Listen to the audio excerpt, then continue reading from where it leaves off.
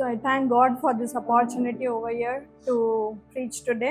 ಇವತ್ತು ಬಂದು ದೇವರ ವಾಕ್ಯವನ್ನು ಹಂಚಿಕೊಳ್ಳುವಂತ ಈ ಅವಕಾಶ ಕೊಟ್ಟಿರುವುದಕ್ಕಾಗಿ ತಂದೆ ದೇವರನ್ನ ಸ್ತೋತ್ರ ಸಲ್ಲಿಸ್ತೇನೆ. I thank Pastor and Sham Pastor as well for coordinating for this day today. ಈ ರೀತಿಯಾಗಿ ಇಲ್ಲಿ ಸೇರಿ ಬರೋದಕ್ಕಾಗಿ ಸಹಾಯ ಮಾಡಿದಂತ ಪಾಸ್ಟರ್ ಶ್ಯಾಮ್ ಅವರಿಗೂ ಮತ್ತು ಅದಕ್ಕೆ ಸಹಕಾರ ಮಾಡಿದಂತ ಪಾಸ್ಟರ್ ಪ್ರಮೋದ್ ಅವರಿಗೂ ಯೇಸು ಕ್ರಿಸ್ತನ ನಾಮದಲ್ಲಿ ವಂದನೆಗಳು. Please not, but the most important person, the translator who will be talking for me, I thank him also. Okay, ನನಗಾಗಿ ಸಹ ದೇವರಿಗೆ ಸ್ತೋತ್ರ ಉಂಟಾಗಲಿ. Because if he is not there, I will be not able to reach everybody. ದೇವರಿಗೆ ಸ್ತೋತ್ರ.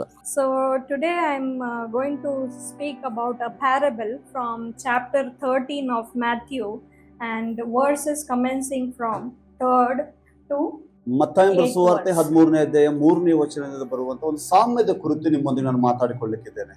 Can anybody read it in Kannada? ಯಾರಾದರೂ 13 chapter ಮತ್ತಾಯ 13 3 to 8. 3ರಿಂದ 8ರವರೆಗೆ ಬರೆಯಲ್ಪಟ್ಟಂತ ವಾಕ್ಯವನ್ನು ಯಾರಾದರೂ ಓದ್ಕೊಳ್ತೀರಾ?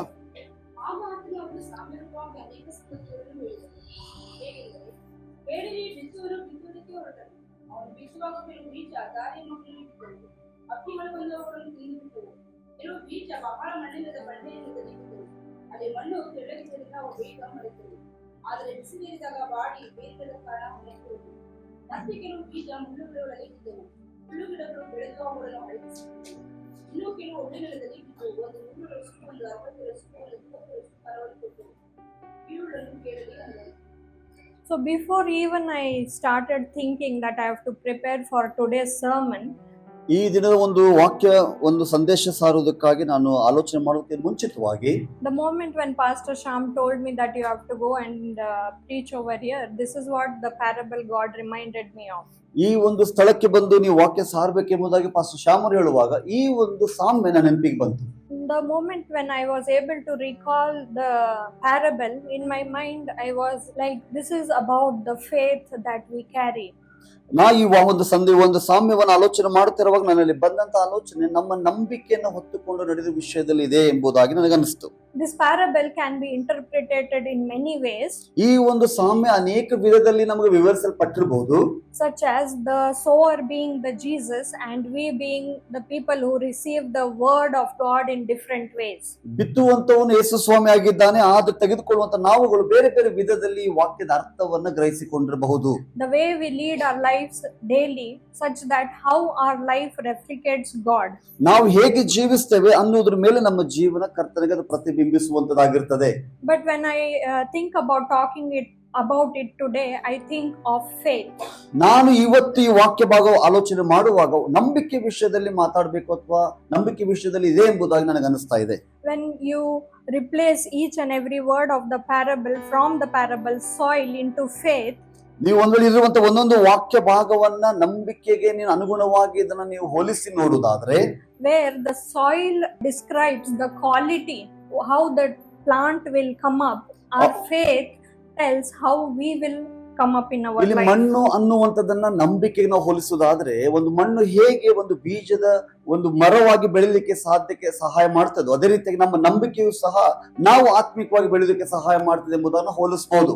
How the soil over here tells us if the plant is going to be fruitful or it is going to be any good doing, so does our faith tell about us. ಯಾವ ರೀತಿಯಾಗಿ ಮಣ್ಣಿನ ಗುಣ ಚೆನ್ನಾಗಿರುವುದಾದ್ರೆ, ಅದರ ಒಂದು ಗುಣಮಟ್ಟ ಚೆನ್ನಾಗಿರುವುದಾದ್ರೆ ಅದರಿಂದ ಬರುವಂತ ಮರ ಫಲಗಳು ಬರಲಿಕ್ಕೆ ಸಾಧ್ಯನೋ ಅದೇ ರೀತಿಯಾಗಿ ಒಂದು ವಿಶ್ವಾಸಿ ಜೀವಿತದಲ್ಲಿ ನಂಬಿಕೆ ಗುಣಮಟ್ಟ ಸರಿ ಇರುವುದಾದ್ರೆ ಅವರಿಂದ ಆತ್ಮಿಕವಾದ ಕಾರ್ಯಗಳು ಹೊರಗೆ ಬರ್ತವೆ.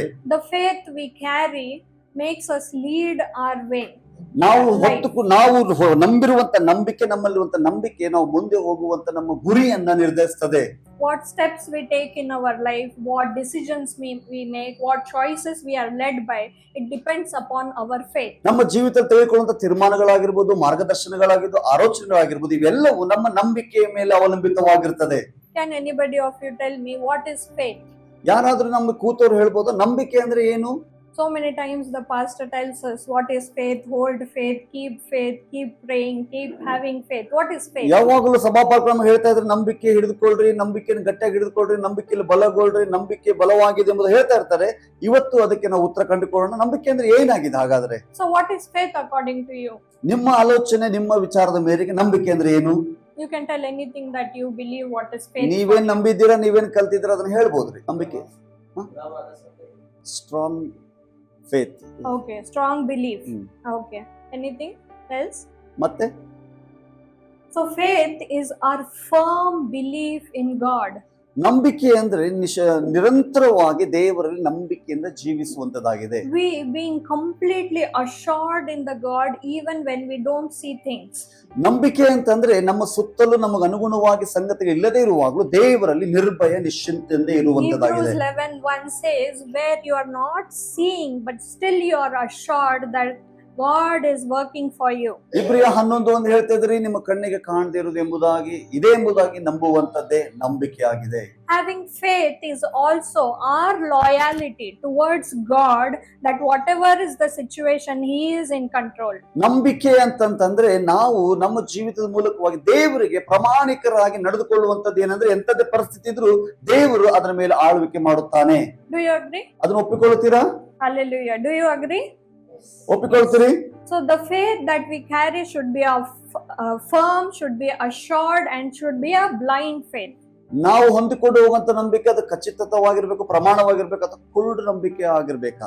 And we should be loyal towards God in such that whatever happens even in our life, we will not turn from the faith. ನಂಬಿಕೆ ಅಂತಂದ್ರೆ ನಮ್ಮ ಜೀವಿತದಲ್ಲಿ ಎಂತದೇ ಸಂಗತಿಗಳು ಜರುಗಿದ್ರು ಕರ್ತನನ್ನ ಬಿಟ್ಟು ಎಡಕ್ಕಾಗ್ಲಿ ಬಲಕ್ಕಾಗ್ಲಿ ತಿರುಗದಂತೆ ಸ್ಥಿರವಾಗಿ ನಿಲ್ಲುವಂತದಾಗಿದೆ. So what is the character of faith? What is the quality of faith? ನಂಬಿಕೆಯ ಗುಣಮಟ್ಟ ಮತ್ತು ವ್ಯಕ್ತಿತ್ವ ಏನಾಗಿದೆ? Why is faith required? ಯಾಕೆ ಒಬ್ಬ ವಿಶ್ವಾಸಿಗೆ ನಂಬಿಕೆ ಬಹಳ ಅವಶ್ಯವಾಗಿದೆ? We need faith for salvation. ನಮಗೆ ನಮ್ಮ ರಕ್ಷಣೆಗೆ ನಂಬಿಕೆ ಅವಶ್ಯವಾಗಿದೆ. Do we need faith for salvation? ಹೌದಾ? ನಾವು ನಮ್ಮ ರಕ್ಷಣೆ ಹೊಂದಬೇಕಾದ ನಂಬಿಕೆ ಬೇಕ್ರಿ ನಮಗೆ? It is one of the prime thing that we require to be saved. ನಾವು ರಕ್ಷಿಸಲ್ಪಡಬೇಕಾದ ಬಹಳ ಪ್ರಾಮುಖ್ಯವಾದ ಅಂಶ ಯಾವುದಂದ್ರೆ ನಂಬಿಕೆ. Also, when we get saved, God gives us faith so that we are able to be in the relationship with the God. ಮತ್ತೆ ರಕ್ಷಣೆ ಹೊಂದಿದ ನಂತರ ದೇವರು ನಮ್ಮಲ್ಲಿ ನಂಬಿಕೆ ಹುಟ್ಟಿಸ್ತಾನೆ. ಆ ನಂಬಿಕೆ ಮೂಲಕವಾಗಿ ದೇವರೊಂದಿಗೆ ಸಂಬಂಧವನ್ನು ಕಾಪಾಡಿಕೊಳ್ಳುವಂತ ನಂಬಿಕೆ. So He even gives us a free gift, a grace of faith to us. ಅದೇ ರೀತಿಯಾಗಿ ಕೃಪೆಯ ಮೂಲಕ ಉಚಿತವಾದ ನಂಬಿಕೆ ವರವನ್ನು ಸಹ ದೇವರು ನಮಗೆ ಕೊಡುತ್ತಾನೆ. Also, the faith will be very certain. ನಂಬಿಕೆ ಅನ್ನುವಂಥದ್ದು ಒಂದು ನಿರ್ದಿಷ್ಟವಾದದ್ದಾಗಿದೆ. Whatever happens, I will hold my faith. ಅರ್ಥ ಏನಂತಂದ್ರೆ ನಮ್ಮ ಜೀವಿತದಲ್ಲಿ ಏನಾಗ್ಲಿ ನಾನು ನಂಬಿಕೆಯನ್ನ ಗಟ್ಟಿಯಾಗಿ ಹಿಡಿದುಕೊಳ್ಳುತ್ತೇನೆ. Such kind of faith doesn't easily come. ಅಂತ ಒಂದು ನಂಬಿಕೆ ಅಷ್ಟು ಸರಳವಾಗಿ ನಮ್ಮ ಜೀವಿತದಲ್ಲಿ ಬರುವುದಿಲ್ಲ. So there will be many ways where you will be taught by the Lord, where you come to a point where you hold the firm faith. ಅಂತ ಒಂದು ನಂಬಿಕೆ ಬರುವುದಕ್ಕಾಗಿ ಅನೇಕ ವಿಧಗಳನ್ನ ಅನೇಕ ಪರಿಸ್ಥಿತಿಗಳನ್ನು ಕರ್ತನು ಉಪಯೋಗಿಸಿ ನಿಮ್ಮನ್ನ ಆ ನಂಬಿಕೆಯಲ್ಲಿ ಕರ್ತನು ಬಲಪಡಿಸಿ ನಡೆಸುತ್ತಾನೆ. So many times we think we are having the utmost faith. ನಾವು ಅನ್ಕೊಳ್ತೇವೆ ಬಹಳ ದೊಡ್ಡದಾದ ಉನ್ನತವಾದ ನಂಬಿಕೆ ನಮ್ಮೊಳಗೆ ಇದೆ ಎಂಬುದನ್ನು ಅಂದ್ಕೊಂಡ್ಬಿಡ್ತೇವೆ. But when we go to a deeper level of trial or tribulation, we fall. ಯಾವ ಕಷ್ಟ ಸಮಸ್ಯೆ ಶೋಧನೆ ಎನ್ನುವಂತ ಆಳಕ್ಕೆ ನಾವು ಹೋಗ್ತಾ ಇರ್ತೇವೆ, ಆ ಸಮಯದಲ್ಲಿ ಬಿದ್ದು ಹೋಗ್ಬಿಡ್ತೇವೆ. We start complaining like the Israelites. ನಾವು ಏನ್ ಮಾಡ್ತೇವೆ, ಆ ಸಮಯದಲ್ಲಿ ಇಸ್ರಾಯೇಲರ ಹಾಗೆ ಗುನುಗುಟ್ಟುವುದಕ್ಕೆ ಪ್ರಾರಂಭ ಮಾಡ್ತೇವೆ. We forget praising God. ದೇವರಿಗೆ ಸ್ತುತಿ ಮಾಡೋದನ್ನ ಮರೆತು ಬಿಡ್ತೇವೆ. The situation that we go through, it modifies us and it teaches us to grow to a new level of faith. ನಮ್ಮ ಜೀವಿತದಲ್ಲಿ ಬರುವಂತ ಪ್ರತಿಯೊಂದು ಪರಿಸ್ಥಿತಿಗಳು ನಮ್ಮನ್ನು ರೂಪಿಸುತ್ತವೆ, ನಮ್ಮನ್ನು ಕಟ್ಟುತ್ತವೆ, ದೇವರು ಕೊಡುವಂತ ಉನ್ನತವಾದ ನಂಬಿಕೆಗೆ ನಮ್ಮನ್ನು ನಡೆಸುತ್ತವೆ. So faith that you carry today will not be same after 5 years. ಈಗಿರುವಂತ ನಂಬಿಕೆ ಏನಿದೆಯಲ್ಲ 5 ವರ್ಷ ಆದ ನಂತರ ಅದೇ ನಂಬಿಕೆ ನಿಮ್ಮಲ್ಲಿ ಇರುವುದಿಲ್ಲ. A small plant today will be a big tree tomorrow. ಚಿಕ್ಕದಾದಂತ ಒಂದು ಸಸಿ ಬರುವಂತ ದಿನದ ದೊಡ್ಡ ಮರವಾಗಿ ಮಾರ್ಪಾಟವಾಗ್ತದೆ. The faith that you carry today will be much grown tomorrow. ಹಾಗಾಗಿ ಈ ದಿವಸ ನಮ್ಮೊಳಗಿರುವಂತ ನಂಬಿಕೆ ಇದ್ದಾಗ ಇರುವುದಿಲ್ಲ, ಅದು ಬೆಳೀತಾ ಬೆಳೀತಾ ದೊಡ್ಡ ಮರವಾಗ್ತದೆ. Today probably your faith is not even giving a shade to somebody. ಇವತ್ತು ನಮಗಿರುವಂತ ನಂಬಿಕೆ ಯಾರಿಗೂ ನೆರಳು ಕೊಡುವಂತ ಒಂದು ಮರದಂತೆ ನಾವು ಬೆಳೆದೇ ಇರಬಹುದು. But the days will come when you will be fruit bearing tree. ಒಂದು ಸಮಯ ಬರ್ಲಿಕ್ಕಿದೆ, ಆ ಸಮಯ ಬರುವಾಗ ನಾವು ನೆರಳು ಕೊಡೋದು ಮಾತ್ರವಲ್ಲ, ನಾವು ಫಲ ಕೊಡುವಂತ ಮರವಾಗಿ ಬೆಳೆದು ಬಿಡ್ತೇವೆ. You may be such pleasant or such magnificent tree that people will come and take some help and support from you. ನೀವು ಬೆಳೀತಾ ಬೆಳೀತಾ ಬರುವಾಗ ಇಷ್ಟು ಅದ್ಭುತವಾದ ಉನ್ನತವಾದ ಮರವಾಗ್ತೀರಾ, ಆ ಮರದಿಂದ ಅನೇಕರು ಸಹಾಯವನ್ನು ತೆಗೆದುಕೊಳ್ಳಕ್ಕೆ ನಿಮ್ ಬಳಿಗೆ ಬರ್ತಾರೆ. So faith is a growing faith. ನಂಬಿಕೆ ಯಾವಾಗ್ಲೂ ಬೆಳೀತಾ ಇರ್ತದೆ, ಬೆಳೀತಾ ಇರಬೇಕು. One more quality of faith is that it is a foretaste of heaven. ಈ ಒಂದು ನಂಬಿಕೆ ಅನ್ನೋ ಮತ್ತೊಂದು ಗುಣ ಏನಂದ್ರೆ ಅದು ಪರಲೋಕಕ್ಕೆ ಒಂದು ನಮಗೆ ನಿಚ್ಚಣಿಕೆ ಅಥವಾ ಏಣಿಯಂತೆ ಇದೆ. Will you go to heaven if you don't have faith? ನೀವು ಒಂದು ವೇಳೆ ನಂಬಿಕೆ ಇಲ್ಲದಿದ್ರೆ ಪರಲೋಕ ಹೋಗ್ತೀರಾ? Will you meet the Christ if you don't have faith? ನಿಮ್ಮೊಳಗೆ ನಂಬಿಕೆ ಇಲ್ಲದೆ ಯೇಸು ಸ್ವಾಮಿನ ಸಂಧಿಸ್ಲಿಕ್ಕೆ ಸಾಧ್ಯನಾ? Faith is important. ನಂಬಿಕೆ ಬಹಳ ಪ್ರಾಮುಖ್ಯವಾಗಿದೆ. Faith is the main ingredient of the entire recipe. ನಮ್ಮ ಆತ್ಮಿಕ ಜೀವಿತದ ಎಲ್ಲ ವಿಷಯಕ್ಕೆ ಬೇಕಾಗಿರುವ ಮುಖ್ಯವಾದ ಅಂಶ ಅದು ನಂಬಿಕೆ ಆಗಿದೆ. Your spiritual level or your spiritual life just shatters if you don't carry the faith. ಒಂದು ವೇಳೆ ನಿಮ್ಮ ಆತ್ಮಿಕ ಜೀವಿತ ನಂಬಿಕೆ ಇಲ್ಲ ಅಂದ್ರೆ ಆದಷ್ಟು ಬೇಗ ನಿಮ್ಮ ಆತ್ಮಿಕ ಅಂಗಡಿ ಬಂದಾಗ್ಬಿಡ್ತದೆ. There are many ways where we need to understand about certain things to hold such faith. ಅಂತ ನಂಬಿಕೆನ ಗಟ್ಟಿಯಾಗಿ ಹಿಡಿದುಕೊಳ್ಳುವುದಕ್ಕೆ ಕೆಲವೊಂದು ವಿಷಯಗಳನ್ನ ಕೆಲವೊಂದು ಸಂಗತಿಗಳನ್ನ ನಾವು ತಿಳಿದುಕೊಳ್ಬೇಕಾಗಿದೆ. Let us turn to John chapter 3 verse 16 to 18. ಯೋಹಾನ ಬರೆದ ಸುವಾರ್ತೆ 3ನೇ ಅಧ್ಯಾಯ 16 ರಿಂದ 18 ದೇವರ ವಾಕ್ಯಕ್ಕೆ ನಮ್ಮ ಸತ್ಯವೇದ ತಿರುಗಿಸೋಣ. So there are 4 elements of faith. ಇಲ್ಲಿ 4 ಹಂತದ ನಂಬಿಕೆಯನ್ನು ನೋಡುತ್ತೇವೆ. The faith is formed by you having the knowledge of God.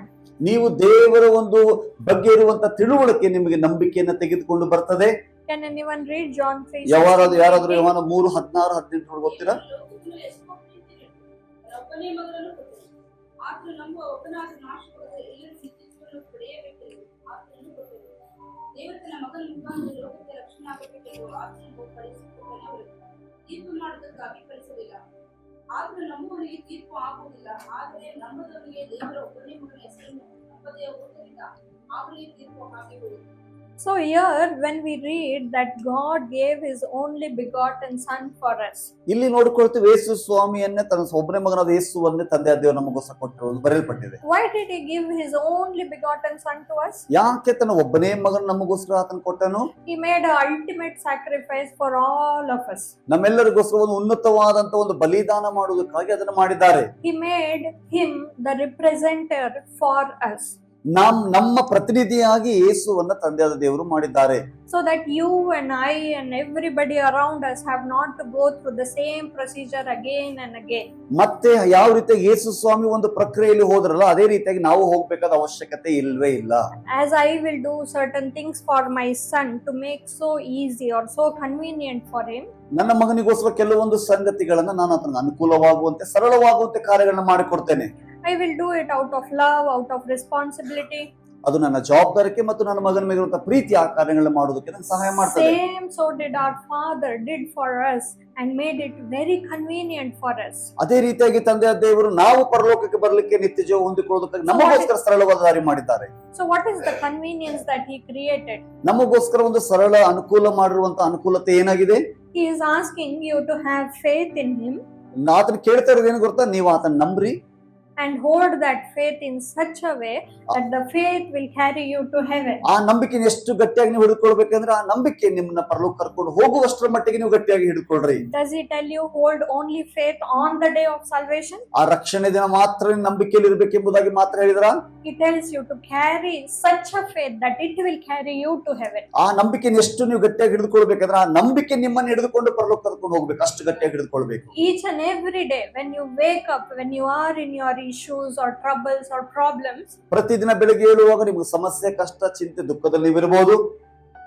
bring up yourself to such level of faith that you will tell the problem is solved. My God is big. ಆ ಸಮಸ್ಯೆಗಳ ಮುಂದೆ ಮಾತನಾಡುವಂತ ಸಾಮರ್ಥ್ಯವುಳ್ಳಂತ ನಂಬಿಕೆಯನ್ನು ಬೆಳಿಬೇಕು. ಹೇಗೆ ಅಂತಂದ್ರೆ ಸಮಸ್ಯೆ ಪರಿಹಾರ ಆಯಿತು, ನಾನು ದೇವರು ಅದಕ್ಕೆಲ್ಲಂದ ಬಿಡುಗಡೆ ಮಾಡಿದ್ದಾನೆ ಎಂಬುದಾಗಿ. Tell your problem you are small, my God is big. ನಿಮ್ಮ ನಂಬಿಕೆ ಎಷ್ಟರ ಮಟ್ಟಿಗಾಗಿರ್ಬೇಕಂದ್ರೆ ನಿನ್ನ ಸಮಸ್ಯೆ ಹೇಳ್ಬೇಕು, ನೀ ಸಮಸ್ಯೆ ತುಂಬಾ ಚಿಕ್ಕದು, ನಾನು ಆರಾಧನೆ ಮಾಡುವಂತ ದೇವರು ತುಂಬಾ ದೊಡ್ಡವನು. Don't focus yourself on the problem, but focus on the God who is the one. ನಿನ್ನನ್ನ ಯಾವಾಗ್ಲೂ ಸಮಸ್ಯೆಯಲ್ಲಿ ನಿಮ್ಮನ್ನು ನೋಡಿಕೊಳ್ಳೋದನ್ನ ಬಿಟ್ಬಿಡ್ರಿ. ನಿನ್ನನ್ನ ಕ್ರಿಸ್ತನಲ್ಲಿ ನೋಡಿಕೊಳ್ಳೋದನ್ನ, ಕ್ರಿಸ್ತನಲ್ಲಿ ಪರಿಹಾರ ಕಂಡುಕೊಳ್ಳೋದನ್ನ ನೋಡಿಕೊಳ್ಳಿ ಪ್ರಾರಂಭ ಮಾಡ್ರಿ. Focus on God who can control and do things which you are not able to see today. ಯಾವುದೆಲ್ಲ ಇವತ್ತು ನಿನ್ನ ಕೈಯಿಂದ ಮಾಡ್ಲಿಕ್ಕೆ ಆಗಲ್ಲ ಅದನ್ನ ಮಾಡ್ಲಿಕ್ಕೆ ಸಾಮರ್ಥ್ಯವುಳ್ಳಂತ ದೇವರನ್ನು ನೋಡುವುದನ್ನ ನೀನು ಪ್ರಾರಂಭ ಮಾಡು. This is how when you know or are aware about the God's character for you, you are able to hold the faith. ಹಾಗೆ ನೀವು ದೇವರನ್ನ, ದೇವರ ವ್ಯಕ್ತಿತ್ವವನ್ನ ತಿಳಿದುಕೊಳ್ಳುವಾಗ ಮಾತ್ರ ನಂಬಿಕೆಯಲ್ಲಿ ದೃಢವಾಗಿ ನಿಲ್ಲಕ್ಕೆ ಸಾಧ್ಯವಾಗ್ತದೆ. The next element of faith is ನಂಬಿಕೆ ಮತ್ತೊಂದು ಗುಣಮಟ್ಟ, that God requires certain things from you. ನಿಮ್ಮಿಂದ ಕೆಲವೊಂದು ಸಂಗತಿಗಳನ್ನ ಕರ್ತನು ಬಯಸುತ್ತಾನೆ. Let us turn to Hebrews 11:6. ಇಬ್ರಿಯ ಬರೆದ ಪತ್ರಿಕೆ 11ನೇ ಅಧ್ಯಾಯ 6ನೇ ವಚನಕ್ಕೆ ನಮ್ಮ ಸತ್ಯವೇದ ತಿರುಗಿಸೋಣ. God has certain requirement from you, ನಿನ್ನಿಂದ ಕೆಲವೊಂದು ಅವಶ್ಯಕತೆಗಳು ಕರ್ತನಿಗಿದೆ. and the requirement is very simple. ಆದರೆ ನಂಬಿಕೆಯಿಲ್ಲದ ದೇವರ ಮೆಚ್ಚುವ ಅಸಾಧ್ಯ. ಓಕೆ, ದೇವರು ನಮ್ಮಿಂದ ಬಯಸುವಂತ ಸಂಗತಿ ಏನಾಗಿದೆ? Nambike. ಆದರೆ ನಂಬಿಕೆಯಿಲ್ಲದೆ ದೇವರನ್ನು ಮೆಚ್ಚಿಸುವುದು ಅಸಾಧ್ಯ. So is it possible to please God without faith? ನಂಬಿಕೆ ಇಲ್ಲದೆ ನಾವು ದೇವರನ್ನು ಮೆಚ್ಚಿಸಲಿಕ್ಕೆ ಸಾಧ್ಯನಾ? Everything starts with the faith, ಎಲ್ಲವೂ ನಂಬಿಕೆಯಿಂದ ಪ್ರಾರಂಭವಾಗ್ತದೆ. and everything goes on increasing in the faith, ಎಲ್ಲವೂ ನಂಬಿಕೆಯಲ್ಲಿ ಬೆಳಿಲಿಕ್ಕೆ ಪ್ರಾರಂಭ ಆಗ್ತದೆ. so that you reach the end in the faith. ನೀವು ನಂಬಿಕೆಯಿಂದಲೇ ಅಂತ್ಯವನ್ನ ಪ್ರವೇಶ ಮಾಡುತ್ತೀರಿ. The only thing that God asks you is to hold the faith. ಒಂದೇ ಒಂದು ಕರ್ತನ ನಮ್ಮಿಂದ ಬಯಸುವಂತದ್ದು ನಂಬಿಕೆಯನ್ನು ಗಟ್ಟಿಯಾಗಿ ಹಿಡಿದುಕೊಳ್ಳ್ರಿ. The third element is that God asks you to behave or to lead a life or take any action which is in faith. ಹಾಗಾಗಿ ಮೂರನೇ ಅಂಶ, ನಂಬಿಕೆಯಲ್ಲಿ ಒಂದು ಮೂರನೇ ಅಂಶ ಏನಂತಂದ್ರೆ, ನೀವೇನೇ ಕಾರ್ಯ ಮಾಡ್ರಿ, ಏನೇ ತೀರ್ಮಾನ ಮಾಡಿಕೊಳ್ಳ್ರಿ, ಏನಾದ್ರೂ ಕ್ರಿಯೆ ಮಾಡೋದ ನಂಬಿಕೆಯಲ್ಲಿ ಇದ್ದುಕೊಂಡು ಮಾಡಿ. Your actions should be completely based only on faith. ನಿಮ್ಮ ಕಾರ್ಯಗಳು ಸಂಪೂರ್ಣವಾಗಿ ನಂಬಿಕೆಯ ಮೇಲೆ ಅವಲಂಬಿತವಾಗಿರಬೇಕು ಮಾತ್ರ. When you know there are certain things that God tells not to do, ಕೆಲವೊಂದು ಕಾರ್ಯಗಳನ್ನು ಕರ್ತನು ಮಾಡಬೇಡ ಎಂಬುದಾಗಿ ನಿಮಗೆ ಹೇಳ್ತಾನೆ, you are already aware it is a disliking by him. ನಿಮಗೆ ಗೊತ್ತು ನೀವು ಮಾಡುವಂತ ಕೆಲಸ ಕರ್ತನಿಗೆ ಇಷ್ಟ ಇಲ್ಲ ಎಂಬುದಾಗಿ. Don't go for such things in faith, ನಂಬಿಕೆಯಲ್ಲಿ ಅಂತ ಕಾರ್ಯಗಳನ್ನು ಮಾಡ್ಲಿಕ್ಕೆ ಹೋಗ್ಬೇಡ್ರಿ. because already he has told no. ಅದಕ್ಕಾಗಿ ಕರ್ತನು ಇಲ್ಲ ಎಂಬುದಾಗಿ ಮುಂಚಿತವಾಗಿ ಹೇಳಿದ್ದಾರೆ. But there are certain decisions or important things that you want to do where you are confused. ಕೆಲವೊಂದು ತೀರ್ಮಾನಗಳು, ಕೆಲವೊಂದು ಪ್ರಮುಖ ವಿಷಯಗಳು ನೀವು ಮಾಡಬೇಕು, ಬಟ್ ಅಲ್ಲಿ ಗಲಿಬಿಲಿಗೊಳಗಾಗಿರ್ತೀರಾ. In that confusion, sit at the Lord's feet. ಅಂತ ಗಲಿಬಿಲಿಯಲ್ಲಿ ನೀವು ದೇವರ ಸನ್ನಿಧಿಯಲ್ಲಿ ಕೂತ್ಕೊಂಡು ಅದಕ್ಕಾಗಿ ಕೇಳ್ಕೊಳ್ಬಹುದು. Speak to him, get the peace out of it. ಆ ಒಂದು ತೀರ್ಮಾನದ ವಿಷಯದಲ್ಲಿ ದೇವರ ಸಮಾಧಾನ, ದೇವರ ಒಂದು ಅನಿಸುವಿಕೆಯನ್ನು If ಹೊಂದಿಕೊಳ್ಳಿ. you have peace, if he talks to you, ದೇವರು ನಿಮ್ಮೊಂದಿಗೆ ಮಾತಾಡುವಾಗ ನಿಮಗೆ ಸಮಾಧಾನ ಅನಿಸ್ತಾ, in that time you have to take the faith step. ಆ ಸಮಯದಲ್ಲಿ ನಂಬಿಕೆಯ ಒಂದು ಹೆಜ್ಜೆಯನ್ನು ತೀರ್ಮಾನ ನೀವು Let us ತೆಗೆದುಕೊಳ್ಬೇಕು. read James 2 verse 14 to 17. ಯಾಕೋಬ 2:14-17 ಓದಿಕೊಳ್ಳೋಣ. ನನ್ನ ಸಹೋದರರೇ, ಹ್ಮ್. ಒಬ್ಬನು ತನಗೆ ನಂಬಿಕೆ ಉಂಟೆಂದು ಹೇಳಿಕೊಂಡು ತನ್ನ ಕ್ರಿಯೆಗಳಿಲ್ಲದವನಾಗಿದ್ದರೆ ಪ್ರಯೋಜನವೇ? ಅಂತ ನಂಬಿಕೆಯು ಇವನನ್ನು ರಕ್ಷಿಸುವುದು. ಒಬ್ಬ ಸಹೋದರನಿಗೆ ಇಲ್ಲವೇ ಒಬ್ಬ ಸಹೋದರಿಗೆ ಬಟ್ಟೆಯು ಆ ದಿನದ ಆಹಾರವೂ ಇಲ್ಲದೆ ಇರುವಾಗ ನಿಮ್ಮಲ್ಲಿ ಒಬ್ಬನು ಅವರಿಗೆ ದೇಹಕ್ಕೆ ಬೇಕಾದದನ್ನು ಕೊಡದೆ ಸಮಾಧಾನದಿಂದ ಹೋಗಿರಿ, ಬೆಂಕಿ ಕಾಯಿಸಿಕೊಳ್ಳಿ, ಹೊಟ್ಟೆ ತುಂಬಿಸಿಕೊಳ್ಳಿ ಎಂದು ಬರೀ ಮಾತು ಹೇಳಿದರೆ ಪ್ರಯೋಜನವೇ? ಹಾಗೆ ಕ್ರಿಯೆಗಳಿಲ್ಲದಿದ್ದರೆ ನಂಬಿಕೆಯು ತನ್ನನ್ನು ಇರಿಸಿಕೊಳ್ಳುವುದು. So you can't send a hungry person saying that go be in peace and I will not give you any food. ನೀವು ಹಸಿವೆಂದಿರುವಂತ ವ್ಯಕ್ತಿಗೆ ನೀವು ಉಪವಾಸದಿಂದ ಸಮಾಧಾನವಾಗಿರಪ್ಪ ಎಂಬುದಾಗಿ ಹೇಳಿ ಕಳ್ಸಕ್ಕಾಗಲ್ಲ.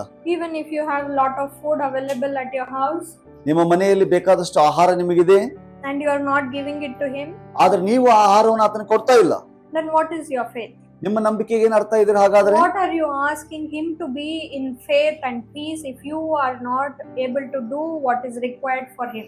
ನೀವು ನಂಬಿಕೆಯಲ್ಲಿ ಜೀವಿಸಿ ಎಂಬುದಾಗಿ ಆ ವ್ಯಕ್ತಿ ಹೇಳ್ತಾ ಇದ್ರೆ, ಅದ್ರ ನಂಬಿಕೆಗೆ ಮಾಡ್ಬೇಕಾದ ಕ್ರಿಯೆನೇ ನೀವು ಮಾಡ್ತಾ ಇಲ್ಲ. It is a very basic example. ಇದು ಬಹಳ ಸಾಧಾರಣವಾದಂತ ಕೆಳಮಟ್ಟದ ಒಂದು ಉದಾಹರಣೆಯಾಗಿದೆ. But what we do in our life is we pray and we complain. ನಮ್ಮ ಜೀವಿತದಲ್ಲಿ ಏನ್ ಮಾಡ್ತೇವೆ? ಪ್ರಾರ್ಥಿಸ್ತೇವೆ ಮತ್ತು ನಾವು ಗುಣಗುಡ್ತೇವೆ. We pray, God, I want this, or to change my family situation, or give education to my children, or give me the financial support.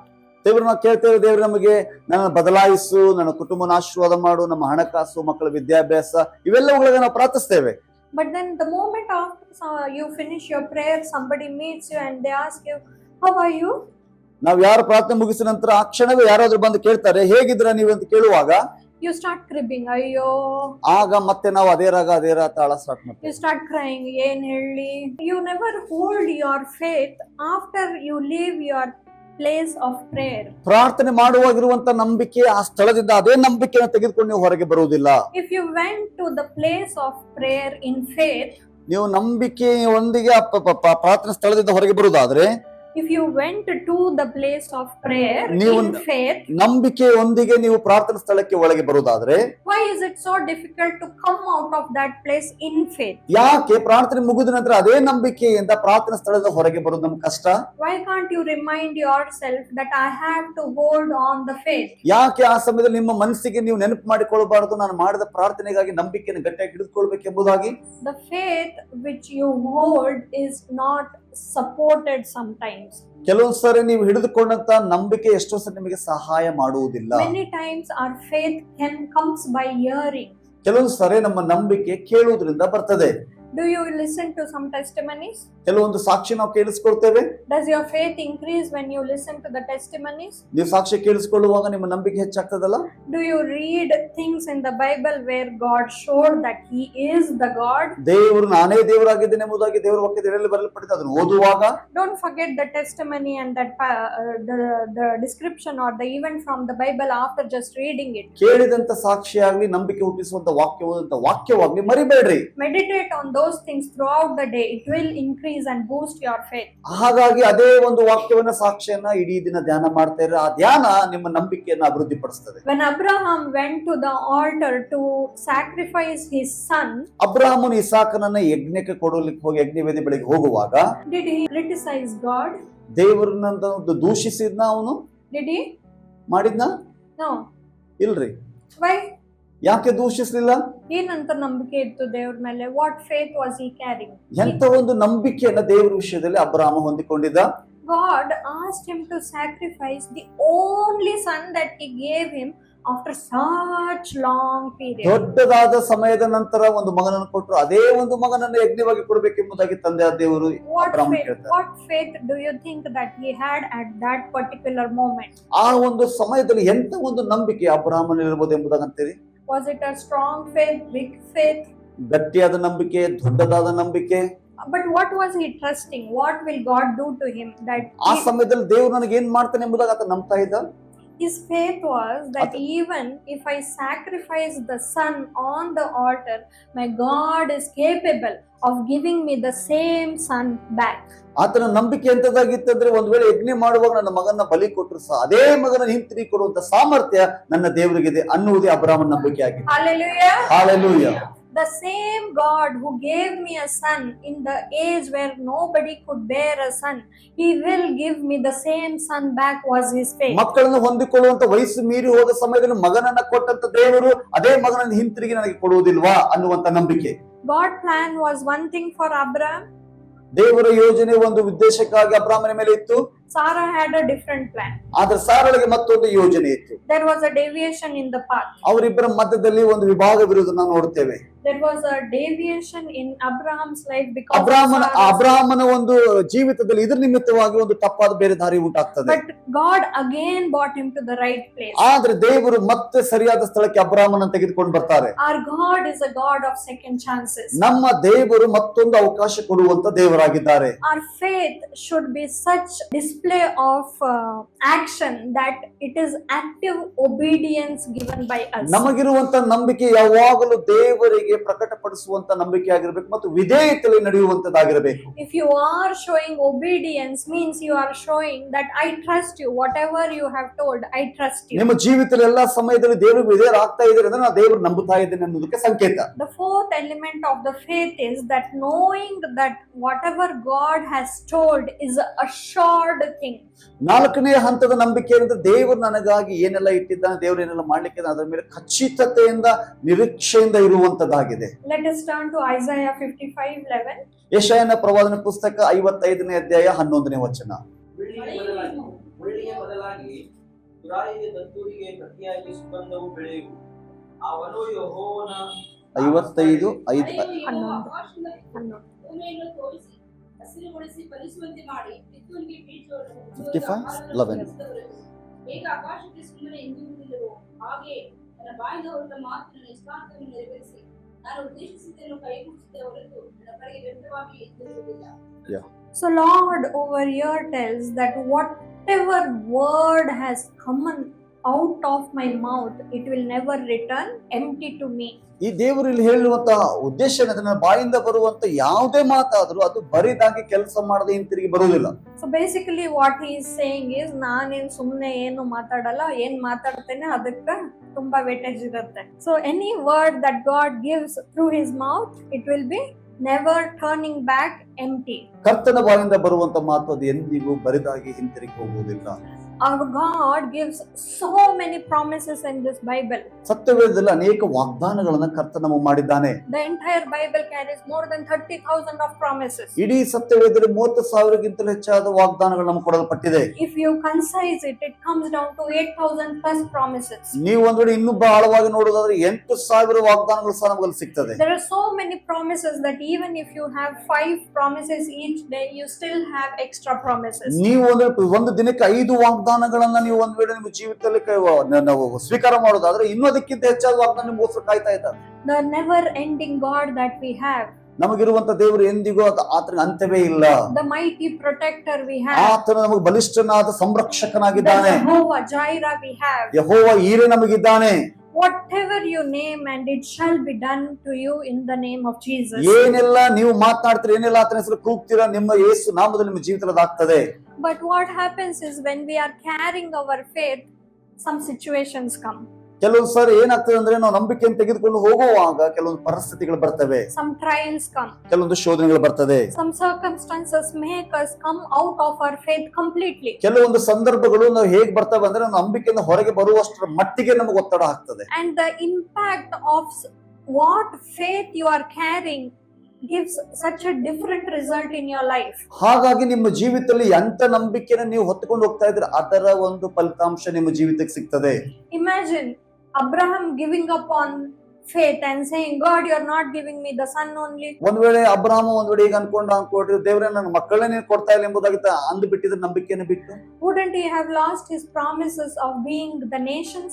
ಆತನು ಪೂರ್ವ ಎಲ್ಲ ಜನಾಂಗದವರಿಗೆ ಮೂಲ ಪಿತೃ ಆಗುವಂತ ವಾಗ್ದಾನ ಕಳ್ಕೊಂಡ್ ಬಿಡ್ತಾ ಇದ್ದ. So many generations were awarded for him for his faith. ಆತನ ನಂಬಿಕೆಗಾಗಿ ಆತನಿಗಾಗಿ ಎಷ್ಟು ಜನಾಂಗದವರು ಅವನನ್ನು ಸನ್ಮಾನಿಸಲು ಸತ್ಕರಿಸಿದ್ದಾರೆ. But so much the delay that Abraham faced, ಅಬ್ರಾಹ್ಮನು ಎಷ್ಟು ತಡವನ್ನ ಮತ್ತು ಎಷ್ಟು ಒಂದು ತಡೆಗಳನ್ನ ಆತನ ತನ್ನ ಜೀವಿತ ಅನುಭವಿಸ್ತಾನೆ. his reward was greater than that. ಎಷ್ಟು ತಡವಾಗಿ ಆತನ ಆಶೀರ್ವಾದವಾಯಿತು, ಆತನ ಬರಬೇಕಾದ ಪ್ರತಿಫಲ ಅಷ್ಟು ದೊಡ್ಡದಾಗಿ ಆತನಿಗೆ ಸಿಗ್ತದೆ. So today when you are in a situation, you might feel, why am I going through this? Why me, God? ಯಾಕೆ ನನ್ನ ಜೀವನದಲ್ಲಿ ಇಂಥ ಸಮಸ್ಯೆ, ಯಾಕೆ ನಾನೇ ಎಂಬುದಾಗಿ ನೀವು ಅಂದ್ಕೊಳ್ತಾ ಇದ್ರೆ, But let me assure you, the end result will be the n number of times what you went through. ಹೀಗಾಗಿ ಎಷ್ಟು ಹೊತ್ತು ನೀವು ಸಹಿಸಿಕೊಂಡಿದ್ದರೋ ಅದಕ್ಕಿಂತ ಹೆಚ್ಚು ಪಟ್ಟು ಆಶೀರ್ವಾದದಲ್ಲಿ ಜೀವಿಸುವುದು ಖಂಡಿತವಾಗಿ ನಿಮಗೆ ಸಿಗ್ತದೆ. Hallelujah. Hallelujah. There are different types of faith that we see. ಅನೇಕ ವಿಧವಾದ ನಂಬಿಕೆಗಳು ಇರುವುದನ್ನ ನೋಡ್ತೇವೆ. There's something called superficial faith. ಕೆಲವೊಂದು ಅಸಾಧಾರಣವಾದಂತ ನಂಬಿಕೆ. The superficial faith is a common type of faith. Common type of faith. As- Everybody carries it. ಅಸಾಧಾರಣವಾದಂತ ಒಂದು ನಂಬಿಕೆ ಅಂದ್ರೆ ಎಲ್ಲರೂ ಸಹ ಅದನ್ನ ಹೊಂದಿಕೊಳ್ಳಬಹುದು. Especially in our country, we can say that superficial faith is where people say all God are one only. Okay, ಒಂದು ಸಾಧಾರಣವಾದ ನಂಬಿಕೆ ಅಂದ್ರೆ ಏನಂದ್ರೆ ಎಲ್ಲಾ ದೇವರು ಒಂದೇ ದೇವರು. We believe there is only one God. ನಾವು ನಂಬುವಂತದ್ದು ಒಬ್ಬನೇ ದೇವರು. But they believe all God are one only. ಅವ್ರು ನಂಬುವಂತದ್ದು ಎಲ್ಲಾ ದೇವರು ಸೇರಿ ಒಂದು ದೇವರು. So that is a superficial faith. ಇದು ಸಾಧಾರಣವಾದಂತ ಒಂದು ನಂಬಿಕೆ. Superficial people are the one who come only in the revival meeting, only to get the healing, the prosperity, the some change for that day. ಈ ಸಾಧಾರಣವಾದ ಜನರು ಯಾರು ಅಂತಂದ್ರೆ ಕೇವಲ ಉಜ್ಜೀವನ ಕೂಟಗಳಲ್ಲಿ ಸ್ವಸ್ಥತೆ, ಅದ್ಭುತಗಳು, ಮಹತ್ಕಾರಗಳು ಹೊಂದಿಕೊಳ್ಳುವುದಕ್ಕಾಗಿ ಒಂದು ದಿನ ಮಾತ್ರ ಬರ್ತಾರೆ. And then they get it, and then slowly they forget the Lord. ಅದಾದ ನಂತರ ಅದನ್ನು ಹೊಂದಿಕೊಳ್ತಾರೆ, ನಿಧಾನವಾಗಿ ದೇವರನ್ನ ಮರೆತು ಹಳೆ ಜೀವಿತಕ್ಕೆ ಹೋಗ್ಬಿಡ್ತಾರೆ. Revival is required. ಉಜ್ಜೀವನ ನಮಗೆ ಅವಶ್ಯ, Revelations are required. ಪ್ರಕಟಣೆಗಳು ನಮಗೆ ಅವಶ್ಯ, Meetings are required. ಕೂಟಗಳು ನಮಗೆ ಅವಶ್ಯ. All these are required to boost your faith. ಇವು ಎಲ್ಲವೂ ನಮ್ಮ ನಂಬಿಕೆಯನ್ನು ಚೈತನ್ಯಗೊಳಿಸಲಿಕ್ಕೆ ಅವಶ್ಯ. But it is not from your side to receive it only for a day, 2 or a month. ಆದ್ರೆ ಒಂದು ದಿನ, ಒಂದು ವಾರ, ಒಂದು ತಿಂಗಳಿಗೆ ಹೊಂದಿಕೊಳ್ಳುವುದು ನಿಮ್ಮದಾಗಿರಬಾರದು. In Pune, where my house is, we used to do monthly meetings or weekly meetings where the entire non-believing community used to come to the prayer meeting. ನಾವು ಪೂನಾ ಪಟ್ಟಣದಲ್ಲಿ ವಾರಕ್ಕೊಂದು ಸರಿ, ತಿಂಗಳಿಗೊಂದ್ಸರಿ ಕೂಟಗಳು ಮಾಡ್ತೇವೆ, ಈ ದೇವರನ್ನ ತಿಳಿಯದಿರುವಂತ ಅನ್ಯ ಜನರಿಗೋಸ್ಕರ. I remember a lady coming that time to the prayer with the intention of her son recovering from cancer.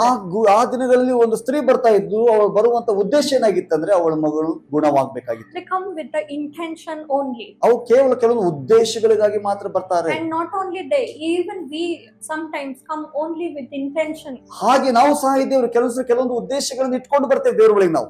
Some people, they go to the church or they go to a place where the word is shared, just they have some temporary requirement. ಅನೇಕ ಜನರು ಏನ್ ಮಾಡ್ತಾರೆ ಅಂದ್ರೆ ಕೆಲವೊಂದು ಕೂಟಗಳಿಗೆ ಎಲ್ಲಿ ದೇವರ ವಾಕ್ಯ ಸಾರಲ್ಪಡ್ತದೆ ಅಲ್ಲಿ ಕೇವಲ ತಾತ್ಕಾಲಿಕವಾದ ಪರಿಹಾರಕ್ಕೆ ಅಲ್ಲಿ ಕೂಡಿ ಬರ್ತಾರೆ. They are like the people of what Matthew 13:4 says. ಅದೇ ರೀತಿಯಾಗಿ ಮತ್ತಾಯ ಬರೆದ ಸುವಾರ್ತೆ 13ನೇ ಅಧ್ಯಾಯ 4 ವಚನ ಹೇಳುವಂತ ಜನರವರು ಆಗಿದ್ದಾರೆ. Where the seeds are fallen along the path. ಅಲ್ಲಿ ನೋಡ್ತೇವೆ ದಾರಿ ಮೊಗ್ಗಲಲ್ಲಿ ಬಿದ್ದಂತ ಬೀಜಗಳು. ದಾರಿ ನೀವು ಹೋಗುವಾಗ ಬಂದೈತಿ, ನಿಮಗ್ ಬೇಕಂತ ನೀವು ಅಲ್ಲಿ ಹೋಗಿಲ್ಲ, ನೀವು ಹೋಗ್ಲಿಲ್ರಿ, ನಿಮ್ಮನ್ನು ಹುಡ್ಕೊಂಡು ಅದು ಬಂದೈತಿ. So people just think that, oh, they are also having faith, I will also try Jesus. ಅವರು ಸಹ ದೇವರು ನಂಬುತ್ತಾ ಇದ್ದಾರೆ, ನಾನು ಯಾಕೆ ನಂಬಾರ್ದು ಎಂಬುದಾಗಿ ಆ ರೀತಿಯಾಗಿ ಬರುವಂತ ಜನ. Then there are some birds which come and take away the seeds. ಆ ದಾರಿ ಮೊಗ್ಗಲು ಬಿದ್ದಂತ ಬೀಜವನ್ನ ಕೆಲವೊಂದು ಹಕ್ಕಿಗಳು ಬಂದು ತಿಂದು ಬಿಡ್ತವೆ. The bird is, they go to their old faith.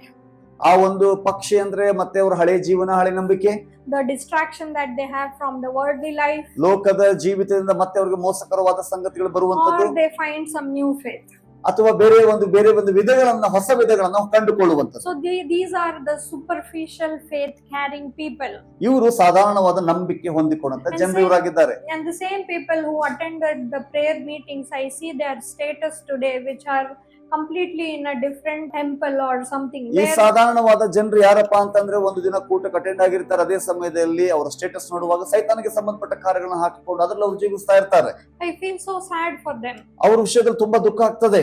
I sometimes feel, did we not do anything right for them to grow more stronger in faith? ಕೆಲವೊಂದ್ಸರಿ ನಮ್ಗೆ ಹೀಗೆ ಅನ್ಸ್ಬಿಡ್ತದೆ ಏನಂದ್ರೆ ಅವ್ರ ನಂಬಿಕೆಯಲ್ಲಿ ಬಲವಾಗಿ ನಡಲಿಕ್ಕೆ ನಾವೇನಾದ್ರೂ ಸರಿಯಾಗಿ ಕೆಲಸ ಅವ್ರ ಜೀವನದಲ್ಲಿ ಮಾಡ್ಲಿಲ್ವಾ? But even they have to act from their side. ಅವರು ಸಹ ನಾವ್ ಎಷ್ಟೇ ಪ್ರಯತ್ನ ಪಟ್ಟರು ಸಹ ಅವರು ಸಹ ಮುಂದ್ಗಡೆ ಇರುವಂತರು ಸಹ ಪ್ರತಿಕ್ರಿಯೆ ಕೊಡಬೇಕಾಗ್ತದೆ. We should be always passion driven for the Lord. ಯಾವಾಗಲೂ ದೇವರಿಗಾಗಿ ಆಸಕ್ತಿ ದಾಹವುಳ್ಳವರಾಗಿರಬೇಕು. The second type of faith is the intermediate kind of faith. ಎರಡನೆಯದು ಮಧ್ಯವರ್ತಿ, ಮಧ್ಯದಲ್ಲಿರುವಂತ, ಮಧ್ಯಂತರದಲ್ಲಿರುವಂತ ಒಂದು ನಂಬಿಕೆ. Superficial may be the non-believing people. ಸಾಧಾರಣವಾದ ಒಂದು ನಂಬಿಕೆ ಅಂದ್ರೆ ಅವಿಶ್ವಾಸಿಗಳ ನಂಬಿಕೆ. But the intermediate people are definitely within our community. ಮಧ್ಯವರ್ತಿ, ಮಧ್ಯಸ್ಥಿಕೆ, ಒಂದು ಮಧ್ಯಸ್ಥಾನದಲ್ಲಿರುವಂತ ನಂಬಿಕೆ ಅದು ನಮ್ಮ ಒಂದು ಸಮಾಜದಲ್ಲಿ ಕ್ರೈಸ್ತ ಕುಟುಂಬದಲ್ಲಿರುವಂತ ಜನರು. Intermediate people are between. ಆ ಮಧ್ಯದಲ್ಲಿರುವಂತ ನಂಬಿಕೆ ಅಂದ್ರೆ ಮಧ್ಯದಲ್ಲಿರುವಂತ ಜನ.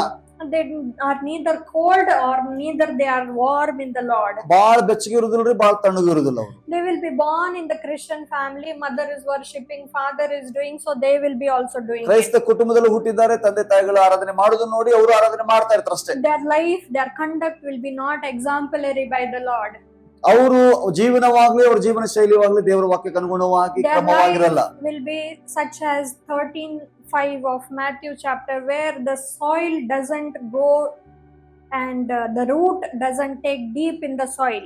ಮಧ್ಯದಲ್ಲಿರುವಂತ ಈ ವಿಶ್ವಾಸಿಗಳು ಯಾರಪ್ಪ ಅಂದ್ರೆ ಮತ್ತಾಯ 13:5 ಹೇಳ್ತದಲ್ಲ, ಅಲ್ಲಿ ಮಣ್ಣಿಲ್ಲದ ಕಾರಣದಿಂದ ಬೇರು ಬಿಡದೆ ಇರುವಂತ, the root ಬಂಡೆ ಮೇಲೆ ಬಿದ್ದಂತ ಬೀಜ. So the sun comes up, ಸೂರ್ಯನ ಅವ್ರ ಮೇಲೆ ಬರುವಾಗ and the plant dries up. ಅಲ್ಲಿ ಆ ಒಂದು ಸಸಿ body ಹೋಗ್ಬಿಡ್ತದೆ, The seed dies up. ಅಲ್ಲಿ ಬೀಜ ಸತ್ತು ಹೋಗ್ಬಿಡ್ತದೆ. So we should not be having a faith just because our neighbor is having a faith. ಯಾರೋ ನಂಬುತ್ತಾ ಇದ್ದಾರೆ ಅಕ್ಕಪಕ್ಕದವ್ರು ಅಂತ ಹೇಳಿ ನಾವು ಮಾಡ್ತಾ ಇರುವಂತ ನಂಬಿಕೆ ರೀತಿಯಾಗಿರ್ತದೆ. Even you should show certain action from your side that the Lord will be able to come and work in you. ದೇವರು ನಿಮ್ಮ ಜೀವಿತದಲ್ಲಿ ನಂಬಿಕೆಯನ್ನು ಹುಟ್ಟಿಸುವಾಗ ನೀವು ಸಹ ದೇವರಿಗೆ ಪ್ರತಿಕ್ರಿಯೆ ಕೊಡಬೇಕು, ಆಗ ದೇವರು ಹೆಚ್ಚಿನ ಕಾರ್ಯ ನಿಮ್ಮ ಜೀವಿತದಲ್ಲಿ ಮಾಡ್ತಾರೆ. If you don't show any desire for the Lord to work in you, how can you expect him to come and really work magnificently in your life? ದೇವರು ನಿಮ್ಮ ಜೀವಿತದಲ್ಲಿ ಕಾರ್ಯ ಮಾಡೋದಕ್ಕಾಗಿ ನೀವು ಎಲ್ಲೂ ಆಸಕ್ತಿ ದಾಹ ಇಲ್ಲದಿದ್ದರೆ ದೇವರ ಬಲವಾದ ಕಾರ್ಯ ನಿಮ್ಮ ಜೀವಿತದಲ್ಲಿ ನಡೆಯಲಿ ಎಂಬುದಾಗಿ ನೀವು ಹೇಗೆ ಆಸೆ ಪಡ್ತೀರಾ? If I have not contacted brother and asked him to come today, would he come over here? ಒಂದು ವೇಳೆ ನನಗೆ ಅವರು ಕಾಲ್ ಮಾಡಿ ಇಲ್ಲಿ ಬನ್ರಿ ಸಹೋದರ ಎಂಬುದಾಗಿ ಹೇಳಿದ್ರೆ ನಾ ಇಲ್ಲಿ ಬರ್ತಾ ಇದ್ನ? He would never knew I even had a requirement. ನನಗಿಲ್ಲಿ ಏನಾದ್ರೂ ಭಾಷಾಂತರ ಮಾಡುವಂತ ಅವಶ್ಯಕತೆ ಇದೆ ಅನ್ನೋದು ನಾನು ಸಹ ಗೊತ್ತಿರಲಿಲ್ಲ. Even though our God knows everything, ನಮ್ಮ ದೇವರು ಎಲ್ಲ ಬಲ್ಲವನಾಗಿದ್ದಾನೆ, but He still wants you to come and open your mouth and say, "Yes, Lord, I want you." ಆದ್ರೂ ಸಹ ಕರ್ತ ನಮ್ಮಿಂದ ಅಪೇಕ್ಷೆ ಪಡ್ತಾನೆ. ನಾವು ನಮ್ಮ ಹೃದಯ ತೆರಿಬೇಕು, ನಮ್ಮ ಅಪೇಕ್ಷೆಯನ್ನು ಕರ್ತನಿಗೆ ಹೇಳ್ಬೇಕು. ಕರ್ತನೆ, ನಿನ್ನ ಅವಶ್ಯಕತೆ ನನಗಿದೆ ಎಂಬುದಾಗಿ ನಾವು Yes, ಮಾತಾಡಬೇಕು. Lord, I have a faith that you will work in my life. ಕರ್ತ ನನ್ನ ಜೀವನದಲ್ಲಿ ಕಾರ್ಯ ಮಾಡ್ತಾ ಎಂಬುದಾಗಿ ಬಲವಾಗಿ ನನಗೆ ನಂಬಿಕೆ ಇದೆ ಎಂಬುದಾಗಿ ನಾವು ವ್ಯಕ್ತಪಡಿಸಬೇಕು. You will work in my unbelieving situations. ಕರ್ತ ನಂಬಿಕೆಗೆ ಕೆಲಸ ಮಾಡ್ಲಿಕ್ಕೆ ಆಗಲ್ಲ ಅಂತ ಸನ್ನಿವೇಶದಲ್ಲಿ ಸಹ ನೀ ಕೆಲಸ ಮಾಡ್ಲಿಕ್ಕೆ ಸಾಮರ್ಥ್ಯವಾಗಿದ್ದಿ. You have to say and declare to the Lord that you are the God who has the capacity to bring a U-turn in my life. ನಿನ್ನ ದೇವರು ಎಂತ ದೊಡ್ಡ ದೇವರಾಗಿದ್ರೆ ಪರಿಸ್ಥಿತಿ ಎಲ್ಲ ಕಾರ್ಯ ಮಾಡ್ಲಿಕ್ಕೆ ಸಾಮರ್ಥ್ಯನಾಗಿದ್ರೆ ನೀನು ಘೋಷಣೆ ಮಾಡುವಂತರಾಗಿರ್ಬೇಕು. You have to declare clear and loud. ನೀವು ಸರಳ ಸ್ಪಷ್ಟವಾಗಿ ಗಟ್ಟಿಯಾಗಿ ನಿನ್ನ ದೇವರು ಎಂಬುದನ್ನು ಘೋಷಿಸಬೇಕು. If you will never say, you will never get. ನೀವು ಮಾತನಾಡದಿದ್ರೆ, ಘೋಷಣೆ ಮಾಡಿದ್ರೆ ನೀವು ಎಂದಿಗೂ ಹೊಂದಿಕೊಳ್ಳಲ್ಲ. What did Jesus say? Ask and it shall be given Yesu unto you. ಏನ್ ಹೇಳ್ತಾರೆ? ಕೇಳ್ರಿ ನಿಮ್ಗೆ ಕೊಡಲ್ಪಡ್ತದೆ. Have you tried asking faith anytime? ಯಾವಾಗಾದ್ರೂ ನಂಬಿಕೆಯಲ್ಲಿ ಕೇಳಲಿಕ್ಕೆ ನಾವು ತಪ್ಪಿದ್ದೇವಾ ಅಥವಾ ಗರ್ವ ಪಟ್ಟಿದ್ದೇವಾ? ಕೇಳಿದ್ದೀರಾ? ಯಾವಾಗಾದ್ರೂ ನಂಬಿಕೆ ಕೊಡು ಅಂತ ಕೇಳಿದ್ದೀರಾ? ನಾ ಕೇಳಿದ್ದೇನೆ. ಎಷ್ಟು ಮಂದಿ ಕೇಳಿದ್ದೀರಾ? ಎಷ್ಟು ಜನ ಕೇಳಿದ್ರೆ ನಂಬಿಕೆ ಬೇಕೆಂಬುದಾಗಿ? Hallelujah. Yes, we have to ask a faith for ourselves, for our family, for everybody around us. They should be able to hold such faith. ನಾವು ನಮಗಾಗಿ, ನಮ್ಮ ಕುಟುಂಬಕ್ಕಾಗಿ, ಸುತ್ತಲಿರುವಂತ ಜನರಿಗಾಗಿ ನಾವು ದೇವರಿಗೆ ನಂಬಿಕೆ ವಿಷಯದಲ್ಲಿ ಪ್ರಾರ್ಥಿಸಬೇಕು. ಆಗ ದೇವರ ಆ ಬಲವಾದ ನಂಬಿಕೆ ನಮ್ಗೆ The ಕೊಡ್ತಾನೆ. third kind of faith is the deep, strong, unwavering faith. ಮೂರನೆಯದು ನಂಬಿಕೆ, ಅದು ಆಳವಾದ ಮತ್ತು ಗಟ್ಟಿಯಾಗಿದ್ದು ಎಂದಿಗೂ ನಾಶವಾಗದಿರುವಂತ ನಂಬಿಕೆ, The unshakable faith. ಎಂದಿಗೂ ಅಳಗಾಡದೇ ಇರುವಂತ ನಂಬಿಕೆ. The faith which doesn't break in the crisis. ಅದು ಎಂತದ್ದೇ ಹೋರಾಟಗಳ ಮಧ್ಯದಲ್ಲಿ ಆ ನಂಬಿಕೆ ಮುರಿದು ಹೋಗುವುದಿಲ್ಲ. This faith is such kind of faith which grows from the good soil. ಇದು ನಂಬಿಕೆ ಎಂತದಂತಂದ್ರೆ ಒಳ್ಳೆ ಭೂಮಿಯಲ್ಲಿ ಬಿದ್ದು ಬೆಳೆಯುವಂತ ನಂಬಿಕೆ. This is the faith that will bear fruits to you. ಅದಕ್ಕಾಗಿ ಈ ನಂಬಿಕೆ ನಿಮಗೆ ಬೆಳೆದು ಫಲವನ್ನು ಕೊಡುವಂತ ನಂಬಿಕೆ ಇದಾಗಿದೆ. This is the faith that will make you multiply even in the unimaginable situations. ನಿಮ್ಮ ಜೀವಿತದಲ್ಲಿ ಎಂದಿಗೂ ಊಹಿಸಲಿಕ್ಕೆ ಆಗದಿರುವಂತ ಪರಿಸ್ಥಿತಿಯಲ್ಲಿ ದ್ವಿಗುಣವಾಗಿ ಅತ್ಯಧಿಕವಾಗಿ ಹೆಚ್ಚಿಸುವುದೇ ಈ ನಂಬಿಕೆ. The thorny bush that you grow out of, ನಿಮಗೆ ಸುತ್ತಲಿರುವಂತ ಮುಳ್ಳಿನ ಗಿಡಗಳ ಮಧ್ಯದಲ್ಲಿ ನೀವು ಹೊರಗೆ ಬೆಳೆದು ಬರುವಾಗ, let me tell you, it is a faith which will testify your life. ಆ ಒಂದು ಮುಳ್ಳಿನ ಪೊದೆಯಲ್ಲಿ ಬಿದ್ದಂತ ಮರ ಹೊರಗಡೆ ಬರುವಾಗ ನಮ್ಮ ಮರ ಏನ್ ಹೇಳ್ತದೆ ಗೊತ್ತಾ? ಪರೀಕ್ಷಿಸಲ್ಪಟ್ಟಂತ ನಂಬಿಕೆ ಇದಾಗಿದೆ. Let us turn to Hebrews 10:23. ಇಬ್ರಿಯ 10:23 ಅನ್ನು ತೆರೆಯೋಣ. ಇಬ್ರಿಯ ಬರೆದ ಪತ್ರಿಕೆ 10:23. ನಮ್ಮ ನಿರೀಕ್ಷೆಯನ್ನು ಕುರಿತು ನಾವು ಮಾಡಿದ ಪ್ರತಿಜ್ಞೆಯನ್ನು ನಿಶ್ಚಲವಾಗಿ ಪರಿಗ್ರಹಿಸೋಣ. ವಾಗ್ದಾನ ಮಾಡಿದದನ್ನು ನಂಬಿರಿ. The Lord who has promised is faithful. ವಾಗ್ದಾನ ಮಾಡಿದ ದೇವರು ನಂಬಿಗಸ್ತನು. Does it say he will be faithful? He might be faithful. ಆತನು ಒಂದು ವೇಳೆ ನಂಬಿಗಸ್ತನಾಗಬಹುದು, ನಂಬಿಗಸ್ತನಾಗ್ಲಿಕ್ಕೆ ಸಾಧ್ಯ ಅಂತ ಹೇಳ್ತಾ ಇಲ್ಲ. It says he will be nothing but faithful. ಆತನು ಅಲ್ಲಿ ಆಗ್ತಾನೆ ಎಂಬುದಾಗಲ್ಲ, ಖಂಡಿತವಾದ ಆತ ನಂಬಿಗಸ್ತನೇ. Is there anything bigger than the Lord? ದೇವರಿಗಿಂತ ದೊಡ್ಡದಾದ ಏನಾದ್ರೂ ಈ ಭೂಮಿ ಮೇಲೆ ಇದೆನಾ? Never. ಎಂದಿಗೂ ಇಲ್ರಿ. So when we see the situations even in our life, we get terrified. ಕೆಲವು ಸಲ ನಮ್ಮ ಜೀವನದಲ್ಲಿ ಪರಿಸ್ಥಿತಿಗಳು ಬರುವಾಗ ನಾವು ಭಯ ಪಡ್ತೇವೆ. We try to run out of the ಆ situation. ಪರಿಸ್ಥಿತಿಯನ್ನು ತಪ್ಪಿಸಿಕೊಳ್ಳಿಕ್ಕೆ ನಾವು ನೋಡ್ತೇವೆ. At the same time, we run out of faith also. ಹಾಗೆ ಮಾಡುವಾಗ ನಂಬಿಕೆಯಿಂದ ನಾವು ಓಡೋಗ್ಬಿಡ್ತೇವೆ. But when Moses and his entire Israelites were being followed by Pharaoh, ಇಸ್ರಾಯೇಲರು ಮೋಶೆಯನ್ನು ಕರೆದುಕೊಂಡು ಐಗುಪ್ತ ದೇಶದಿಂದ ಹೊರಗೆ ಬರುವಾಗ, at the Red Sea, where they didn't see any road or any way out of this, ಅವ್ರು ಹೊರಗಡೆ ಬರ್ತಾರೆ, ಮುಂದ್ಗಡೆ ಯಾವುದೇ ಮಾರ್ಗ ಇಲ್ಲ, ಕೆಂಪು ಸಮುದ್ರ ಅವ್ರ ಮುಂದೆ ಇದೆ. they were just thinking, now we are going to die, we are going to drown definitely. ಈಗ ಅವ್ರು ಆಲೋಚನೆ ಮಾಡ್ತಾರೆ, ಖಂಡಿತವಾಗಿ ನಾವು ಸಾಯ್ತೇವೆ, ಉಳಿಯುವುದಿಲ್ಲ. But in such situation, if God can change his problem, ಒಂದ್ ವೇಳೆ ಅಂತ ಪರಿಸ್ಥಿತಿಯನ್ನೇ ದೇವರು ಬದಲಾಯಿಸಲಿಕ್ಕೆ ಸಾಮರ್ಥ್ಯವುಳ್ಳವನಾಗಿದ್ರೆ, I think we have smaller problems than that, right? ಅದ್ರ ಮುಂದೆ ನೋಡುವುದಾದ್ರೆ ನಮ್ಗೆ ಸಮಸ್ಯೆಗಳು ತುಂಬಾ ಹೌದಾ? ಚಿಕ್ಕದಲ್ವಾ? Do we believe that our problem is lesser than Moses? I believe. ಮೋಶೆಗಿಂತ ನಮ್ಮ ಸಮಸ್ಯೆ ದೊಡ್ಡದೆಂಬುದನ್ನು ನಂಬ್ತೀರಾ ನೀವು? The entire sea was parted for making a way for them. ಅಲ್ಲಿ ನೋಡ್ಕೊಳ್ತೇವೆ, ಆ ಇಡೀ ಸಮುದ್ರ ಅವ್ರು ಹೋಗುವುದಕ್ಕಾಗಿ ಮಾರ್ಗ ತೆರೆಯುವುದನ್ನ ನೋಡ್ತೇವೆ. I believe that our Lord is the way maker. ನಮ್ಮ ದೇವರು ಮಾರ್ಗ ಸಿದ್ಧ ಮಾಡುವಂತ ದೇವರಾಗಿದ್ದಾನೆ. Hallelujah. Hallelujah. We have such a wonderful God. ಅಂತ ಅದ್ಭುತನಾದ ದೇವರು ನಮಗಿದ್ದಾನೆ. He knows what to do, when to do, and how to do. ಹೇಗ್ ಮಾಡ್ಬೇಕು, ಯಾವಾಗ ಮಾಡ್ಬೇಕು, ಯಾವ ರೀತಿ ಮಾಡ್ಬೇಕು ಅನ್ನೋದು ಆತನ ಬಲ್ಲವನಾಗಿದ್ದಾನೆ. All that you need to keep on doing till the how, when, and what happens is keep your faith. ನಿಮ್ಮ ಜೀವಿತದಲ್ಲಿ ಹೇಗೆ, ಯಾವಾಗ, ಯಾವ ರೀತಿ ಆಗ್ಬಹುದು, ನಿಮ್ಮ ಜೀವಿತದಲ್ಲಿ ಆಗ್ಬೇಕಾದ್ರೆ ನಿಮಗಿರ್ಬೇಕಾದ ಒಂದೇ ಒಂದು ನಂಬಿಕೆಯನ್ನು ಗಟ್ಟಿಯಾಗಿ ಹಿಡಿದುಕೊಳ್ಳಿ. Just like Mary sat at the Lord's feet waiting on him, you have to sit in such ಯಾವ ರೀತಿಯಾಗಿ ಮರಿಯಳು ಯೇಸು ಪಾದದಲ್ಲಿ ಕೂತಂತ ಮರಿಯಳು ತಾಳ್ಮೆಯಿಂದ ಕೂತ್ಕೊಳ್ಳಿ, ಆ ರೀತಿಯಾಗಿ ನಾವು ಕೂತ್ಕೊಳ್ಬೇಕಾಗಿದೆ.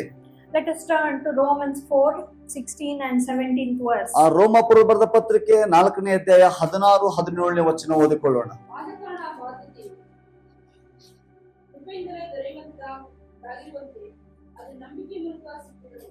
ಹೀಗೆ ವಾಗ್ದಾನವು ಅಬ್ರಹಾಮನ ಸಂತತಿಯವರೆಲ್ಲರಿಗೂ ಅದರ ಧರ್ಮಶಾಸ್ತ್ರವನ್ನು ಆಧಾರ ಮಾಡಿಕೊಂಡವರಿಗೆ ಮಾತ್ರವಲ್ಲದೆ ಅಬ್ರಹಾಮನಿದ್ದಂಥ ನಂಬಿಕೆಯುಳ್ಳವರಿಗೆ ಸಹ ಸ್ಥಿರವಾಗಿ ನಿಲ್ಲುವುದು. So the word over here says that by grace they inherited the promise that God gave. ಕೃಪೆಯ ಮೂಲಕವಾಗಿ ದೇವರು ಕೊಟ್ಟಂತ ವಾಗ್ದಾನದಲ್ಲಿ ನಾವು ಬಾಧ್ಯಸ್ಥರಾಗಿದ್ದೇವೆ. Abraham got it, ಅಬ್ರಹಾಮನು ಹೊಂದಿಕೊಂಡದ್ದನ್ನ, and he got something which never existed before.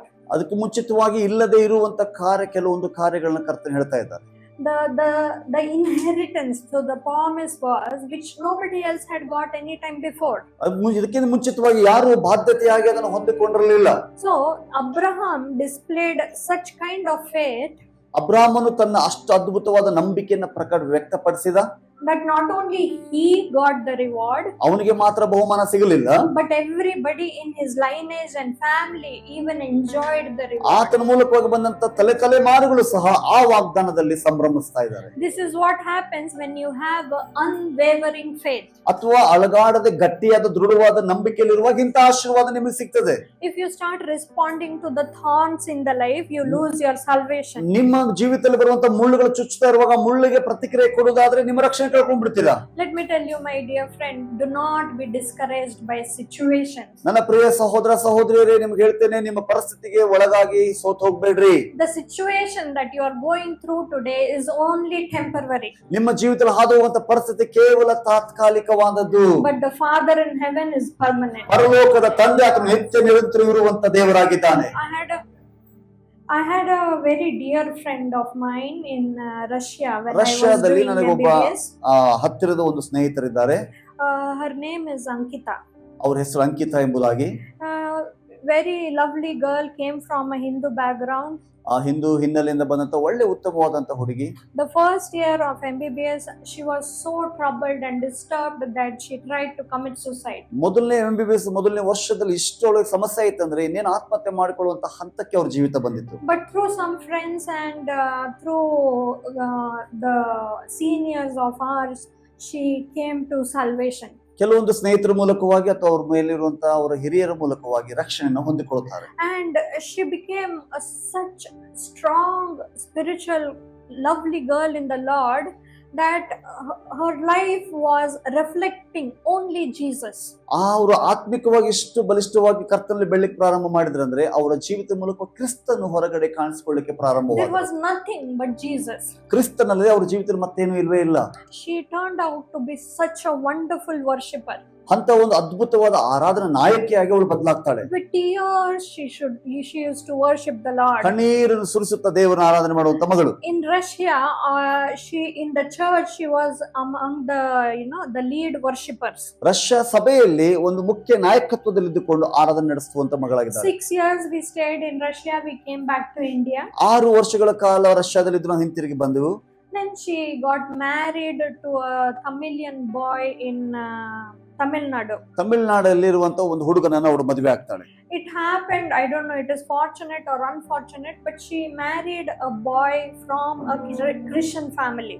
ಆ ಒಂದು ಹೇಗದ ಯಾವ ರೀತಿ ಆಯ್ತು ನನಗೆ ಗೊತ್ತಿಲ್ಲ, ಆದ್ರೆ ಒಂದು ಕ್ರೈಸ್ತ ಕುಟುಂಬದಿಂದಲೇ ಮದುವೆ ಮಾಡಿಕೊಳ್ತಾಳೆ. And she got married to this man, and she loved him deeply, and the marriage just started. Okay, ಮದುವೆ ಮಾಡಿ ಒಳ್ಳೆ ರೀತಿಯಿಂದ ಅವ್ರ ಜೊತೆ ಜೀವನ ಪ್ರಾರಂಭವಾಯಿತು. ತುಂಬಾ ಉತ್ತಮವಾಗಿ ಗಂಡನ ಪ್ರೀತಿಸುವಂತ ಸ್ತ್ರೀ. But the boy, under the influence of mother and the Tamilian culture, started demanding dowry. Okay, ಮದುವೆ ಆಗಿ ಸ್ವಲ್ಪ ದಿನ ಆದ ನಂತರ ತಂದೆ ತಾಯಿ ಒತ್ತಡಕ್ಕೋ ಅಥವಾ ಅವರ ಭಾಷೆ ಹಿನ್ನೆಲೆ ಒತ್ತಡಕ್ಕೋ ಗೊತ್ತಿಲ್ಲ, ಇವರು ವರದಕ್ಷಿಣೆ ಕಿರುಕುಳ ಕೊಡ್ಲಿಕ್ಕೆ This ಪ್ರಾರಂಭ girl ಮಾಡಿದ್ರು. was from MP, Madhya Pradesh. ಮಧ್ಯಪ್ರದೇಶದಿಂದ ಬಂದಂತ ಹುಡುಗಿ ಇವಳು. And they gave whatever they felt was adequate. Okay, ಅವ್ರಿಗೆ ಆ ಒಂದು ಅವರ ಅನುಕೂಲಕ್ಕೆ ತಕ್ಕ ಹಾಗೆ ಏನೆಲ್ಲ ಕೊಡ್ಲಿಕ್ಕೆ ಸಾಧ್ಯ ಅದನ್ನು ಕೊಟ್ಟಿದ್ರು. And he hit her and he troubled her, and you know, she was very beautiful and he was dark and he had some negative things towards her, and the marriage just broke. Okay, ಈ ರೀತಿಯಾಗಿ ಒಂದು ವಿಷಯ ವರದಕ್ಷಿಣೆ ಸಮಸ್ಯೆ ಪ್ರಾರಂಭವಾಗಿ ಹೊಡೆಯುವಂಥದ್ದು, ಹಿಂಸೆ ಕೊಡುವಂಥದ್ದು, ಅವ್ರ ಮೇಲೆ ಸಂಶಯ ಮಾಡುವಂಥದ್ದು, ಮತ್ತು ಅವ್ರು ತುಂಬಾ ಚೆನ್ನಾಗಿದ್ದು ಅವನು ತುಂಬಾ ಕಪ್ಪಗಾಗಿದ್ದ. ಹೀಗಾಗಿ ಅವರಿಬ್ಬರ ಮಧ್ಯದಲ್ಲಿ ತುಂಬಾ ಸಮಸ್ಯೆ ಆಗಿ ಮದುವೆ ವಿಚ್ಛೇದನವಾಯಿತು. The situation so worsened that she had to escape from the house. ಪರಿಸ್ಥಿತಿ ಇಷ್ಟು ಗಂಭೀರವಾಗಿತ್ತಂದ್ರೆ ಮನೆಯಿಂದ ತಪ್ಪಿಸಿಕೊಂಡು ಬರುವಂತ ಹಂತಕ್ಕೆ ಬಂತು. And throughout all this situation, the thorny life that she was having, she started losing faith. ಈ ಎಲ್ಲ ಒಂದು ಮುಳ್ಳುಗಳಂತಿರುವಂತ ಈ ಸಮಸ್ಯೆಗಳು ಅವಳು ಚುಚ್ಚುವಾಗ ತನ್ನ ರಕ್ಷಣೆಯನ್ನು ಕಳೆದುಕೊಳ್ಳುವಂತ ಹಂತಕ್ಕೆ ಅವಳು ಬರ್ತಾಳೆ. And it came down to blame me and anybody who shared the word of God to her, and that she got ಈಗ saved. ಅವ್ರ ಜೀವನ ಹೇಗಾಗ್ಬಿಡ್ತಂದ್ರೆ ಯಾರು ಸುವಾರ್ತೆ ಸಾರಿದ್ರು ಅಥವಾ ಈ ಸಹೋದರಿಗೂ ಸಹ ಬಂದು ವಾಕ್ಯ ಹೇಳಿದಂತ ಪ್ರತಿಯೊಬ್ಬರ ಮೇಲೆ ಅವರು ದೂಷಿಸ್ಲಿಕ್ಕೆ ಪ್ರಾರಂಭಿಸ್ತಾರೆ. She started hating the Lord like anything. ದೇವರನ್ನ ಎಲ್ಲ ಭಯಂಕರವಾಗಿ ದ್ವೇಷ ಮಾಡುವಂತವಳಾಗ್ತಾಳೆ. I was hated. She developed distance with everybody, with the church, with everyone. ಇಂಥ ಪರಿಸ್ಥಿತಿಯಲ್ಲಿ ಸಭಿಕರಿಂದ, ದೇವರ ಮಕ್ಕಳಿಂದ ಒಂದು ದೂರುವಿಕೆಯನ್ನ ಕಾಪಾಡಿಕೊಳ್ಳಿಕ್ಕೆ ಪ್ರಾರಂಭಿಸ್ತಾಳೆ. And it turned down to a time where she completely turned her back towards God. ಹೀಗೆ ಹೇಗಾಗ್ಬಿಡುತ್ತೆ ಅವ್ರ ಜೀವನ ಅಂದ್ರೆ ಸಂಪೂರ್ಣವಾಗಿ ದೇವರನ್ನ ಬಿಟ್ಟು ಹಳೆ ತನ್ನ ಲೋಕದ ಜೀವಿತಕ್ಕೆ And ಹೊರಟು. now I see the status of she going to a temple and she going to all the ungodly things and the ಹೀಗೆ worldly things. ಈಗ ಅವರ ಒಂದು ಸ್ಟೇಟಸ್ ಅನ್ನು ನೋಡುವಾಗ ದೇವರಿಗೆ ವಿರುದ್ಧವಾದ ಕಾರ್ಯಗಳನ್ನ ಹಾಕೋದನ್ನ ನಾವು ನೋಡ್ತೇವೆ. So I think somewhere in 2017 she went through a divorce. 2015 ಅಥವಾ 16ರಲ್ಲಿ ವಿವಾಹ ವಿಚ್ಛೇದನ ಆಗ್ತದೆ. Now she is remarried to somebody and she doesn't talk to me and I know nothing about her. ಈಗ ಬೇರೆ ಒಂದು ಮದುವೆ ಆಗಿದ್ದಾರೆ ಅನ್ನೋದಕ್ಕೆ ಮಾತಾಡುದಿಲ್ಲ, ಮತ್ತು ಅವ್ರು ಹೇಗಿದ್ದಾರೆ ಸಹ ನನಗೆ ಗೊತ್ತಿಲ್ಲ.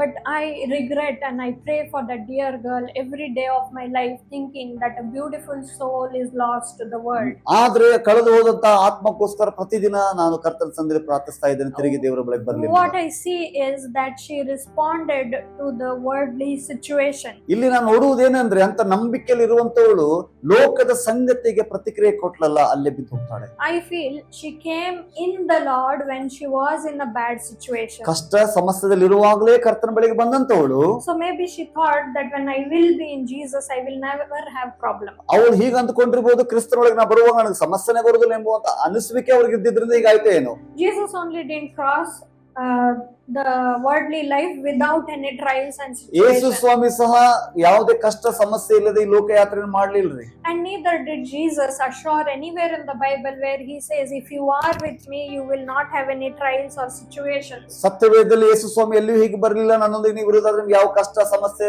ಶೋಧನೆಗಳು ಬರಲ್ಲ ಎಂಬುದು ಹೇಳಿಲ್ಲ. Our God is such a transparent God. ನನ್ನ ದೇವರು ಎಷ್ಟು ಪಾರದರ್ಶಕವಾದ ದೇವರಾಗಿದ್ದಾರಂದ್ರೆ, He only says, whatever it is, I will give you the peace. ಅದಕ್ಕಾಗಿ ಕರ್ತ ನಮ್ಗೆ ಹೇಳ್ತಾರೆ ಅಂದ್ರೆ ಏನೇ ನಿಮ್ಮ ಜೀವಿತದಲ್ಲಿ ಆಗ್ಲಿ ನಾನು ನಿಮ್ಗೆ ಶಾಂತಿಯನ್ನು ಕೊಡ್ತೇನೆ ಎಂಬುದಾಗಿ. The rich needs peace, the poor needs peace, ಶ್ರೀಮಂತನಿಗೂ ಸಹ ಒಂದು ಸಮಾಧಾನ ಬೇಕು, ಬಡವನಿಗೂ ಸಮಾಧಾನ ಬೇಕು, the married needs peace, the unmarried needs peace. ಮದುವೆ ಆದವರಿಗೆ ಸಮಾಧಾನ ಬೇಕು, ಮದುವೆ ಆಗದವರಿಗೆ ಸಮಾಧಾನ ಬೇಕು, People who have job need peace, who don't have job need ಕೆಲಸ peace. ಮಾಡುವವರಿಗೆ ಸಮಾಧಾನ ಬೇಕು, ಕೆಲಸ ಇಲ್ಲದವನಿಗೂ ಸಮಾಧಾನ ಬೇಕು. So he addresses that he will give you a peace which requires by everybody. ಅದಕ್ಕಾಗಿ ಕರ್ತನ ಹೇಳ್ತಾನೆ, ಯಾರಿಗೆಲ್ಲ ಸಮಾಧಾನ ಬೇಕಾಗಿದೆ ನಾನೇ ಅವ್ರಿಗೆ ಸಮಾಧಾನ ಕೊಡ್ತೇನೆ ಎಂಬುದನ್ನು ಕರ್ತನ ಹೇಳ್ತಾನೆ. Never think that just because you are in Jesus, you are not going to have problems. ಎಂದಿಗೂ ಈಗ ಆಲೋಚನೆ ಮಾಡಬೇಡ್ರಿ, ಯೇಸುವನ್ನು ನಂಬಿದ್ದೆ ನನಗೆ ಎಂದು ಕಷ್ಟ ಬರಲ್ಲ ಅಂತ ಆಲೋಚನೆ ಮಾಡಲೇಬೇಡ್ರಿ. Keep telling the problem, I have Jesus. ಸಮಸ್ಯೆಗೆ ಯಾವಾಗಲೂ ಹೇಳ್ತಾರೆ ನನ್ನೊಂದಿಗೆ ಯೇಸು ಇದ್ದಾನೆ ಎಂಬುದಾಗಿ.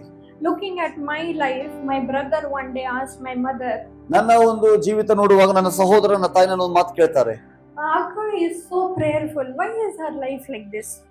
ಅವರು ತುಂಬಾ ಪ್ರಾರ್ಥನೆ ಒಂದು ಸ್ತ್ರೀ ಆಗಿದ್ದಾಳೆ, ಯಾಕೆ ಇವಳ ಜೀವನ ಹೀಗಾಯ್ತು? When I heard that, even I was thinking, why am I like this? ಆ ಸಮಯದಲ್ಲೂ ಸಹ ನಾನು ಸಹ ಆಲೋಚನೆ ಮಾಡಿದೆ, ಯಾಕೆ ನನ್ನ ಜೀವನ ಹೀಗಾಯ್ತು? But 10 years now, I see I am today what I am because I was like 10 that. ವರ್ಷಗಳಾದ ನಂತರ ಈಗ ನಾನು ಏನಾಗಿದ್ದೇನೆ ಅದೆಲ್ಲವೂ ದೇವರ ಕೃಪೆಯಿಂದಲೇ, ದೇವರ ಬಲದಿಂದ. All those situations from that day gave me such faith that today I preach faith. ಹಾಗಾಗಿ ಆ ಎಲ್ಲ ಕಷ್ಟ ಸಮಸ್ಯೆಗಳು ಬಂದಂತ ಹೋರಾಟಗಳು ನನಗೆ ಇಷ್ಟು ಪಾಠವನ್ನು ಕಲಿಸಿದ್ವು ಅಂದ್ರೆ ಇವತ್ತು ನಾನು ನಂಬಿಕೆಯ ಪಾಠವನ್ನು ಮಾಡ್ಲಿಕ್ಕೆ ಸಾಧ್ಯವಾಯಿತು. Just some years ago, I stopped praying. I stopped talking to the Lord about my situations. ಕೆಲವೊಂದು ವರ್ಷಗಳ ಹಿಂದೆ ನಾನು ಪ್ರಾರ್ಥನೆ ಮಾಡೋದನ್ನು ಬಿಟ್ಟಿದ್ದೆ, ದೇವರೊಂದಿಗೆ ಮಾತಾಡೋದನ್ನ, ದೇವರ ಬಗ್ಗೆ ಆಲೋಚನೆ ತೆಗೆದುಕೊಂಡು ಬಿಟ್ಟಿದ್ದೆ. Because I was disappointed. ಯಾಕಂದ್ರೆ ನಾನು ತುಂಬಾ ಹತಾಶೆಗೊಳಗಾಗಿದ್ದೆ. But I never criticized God.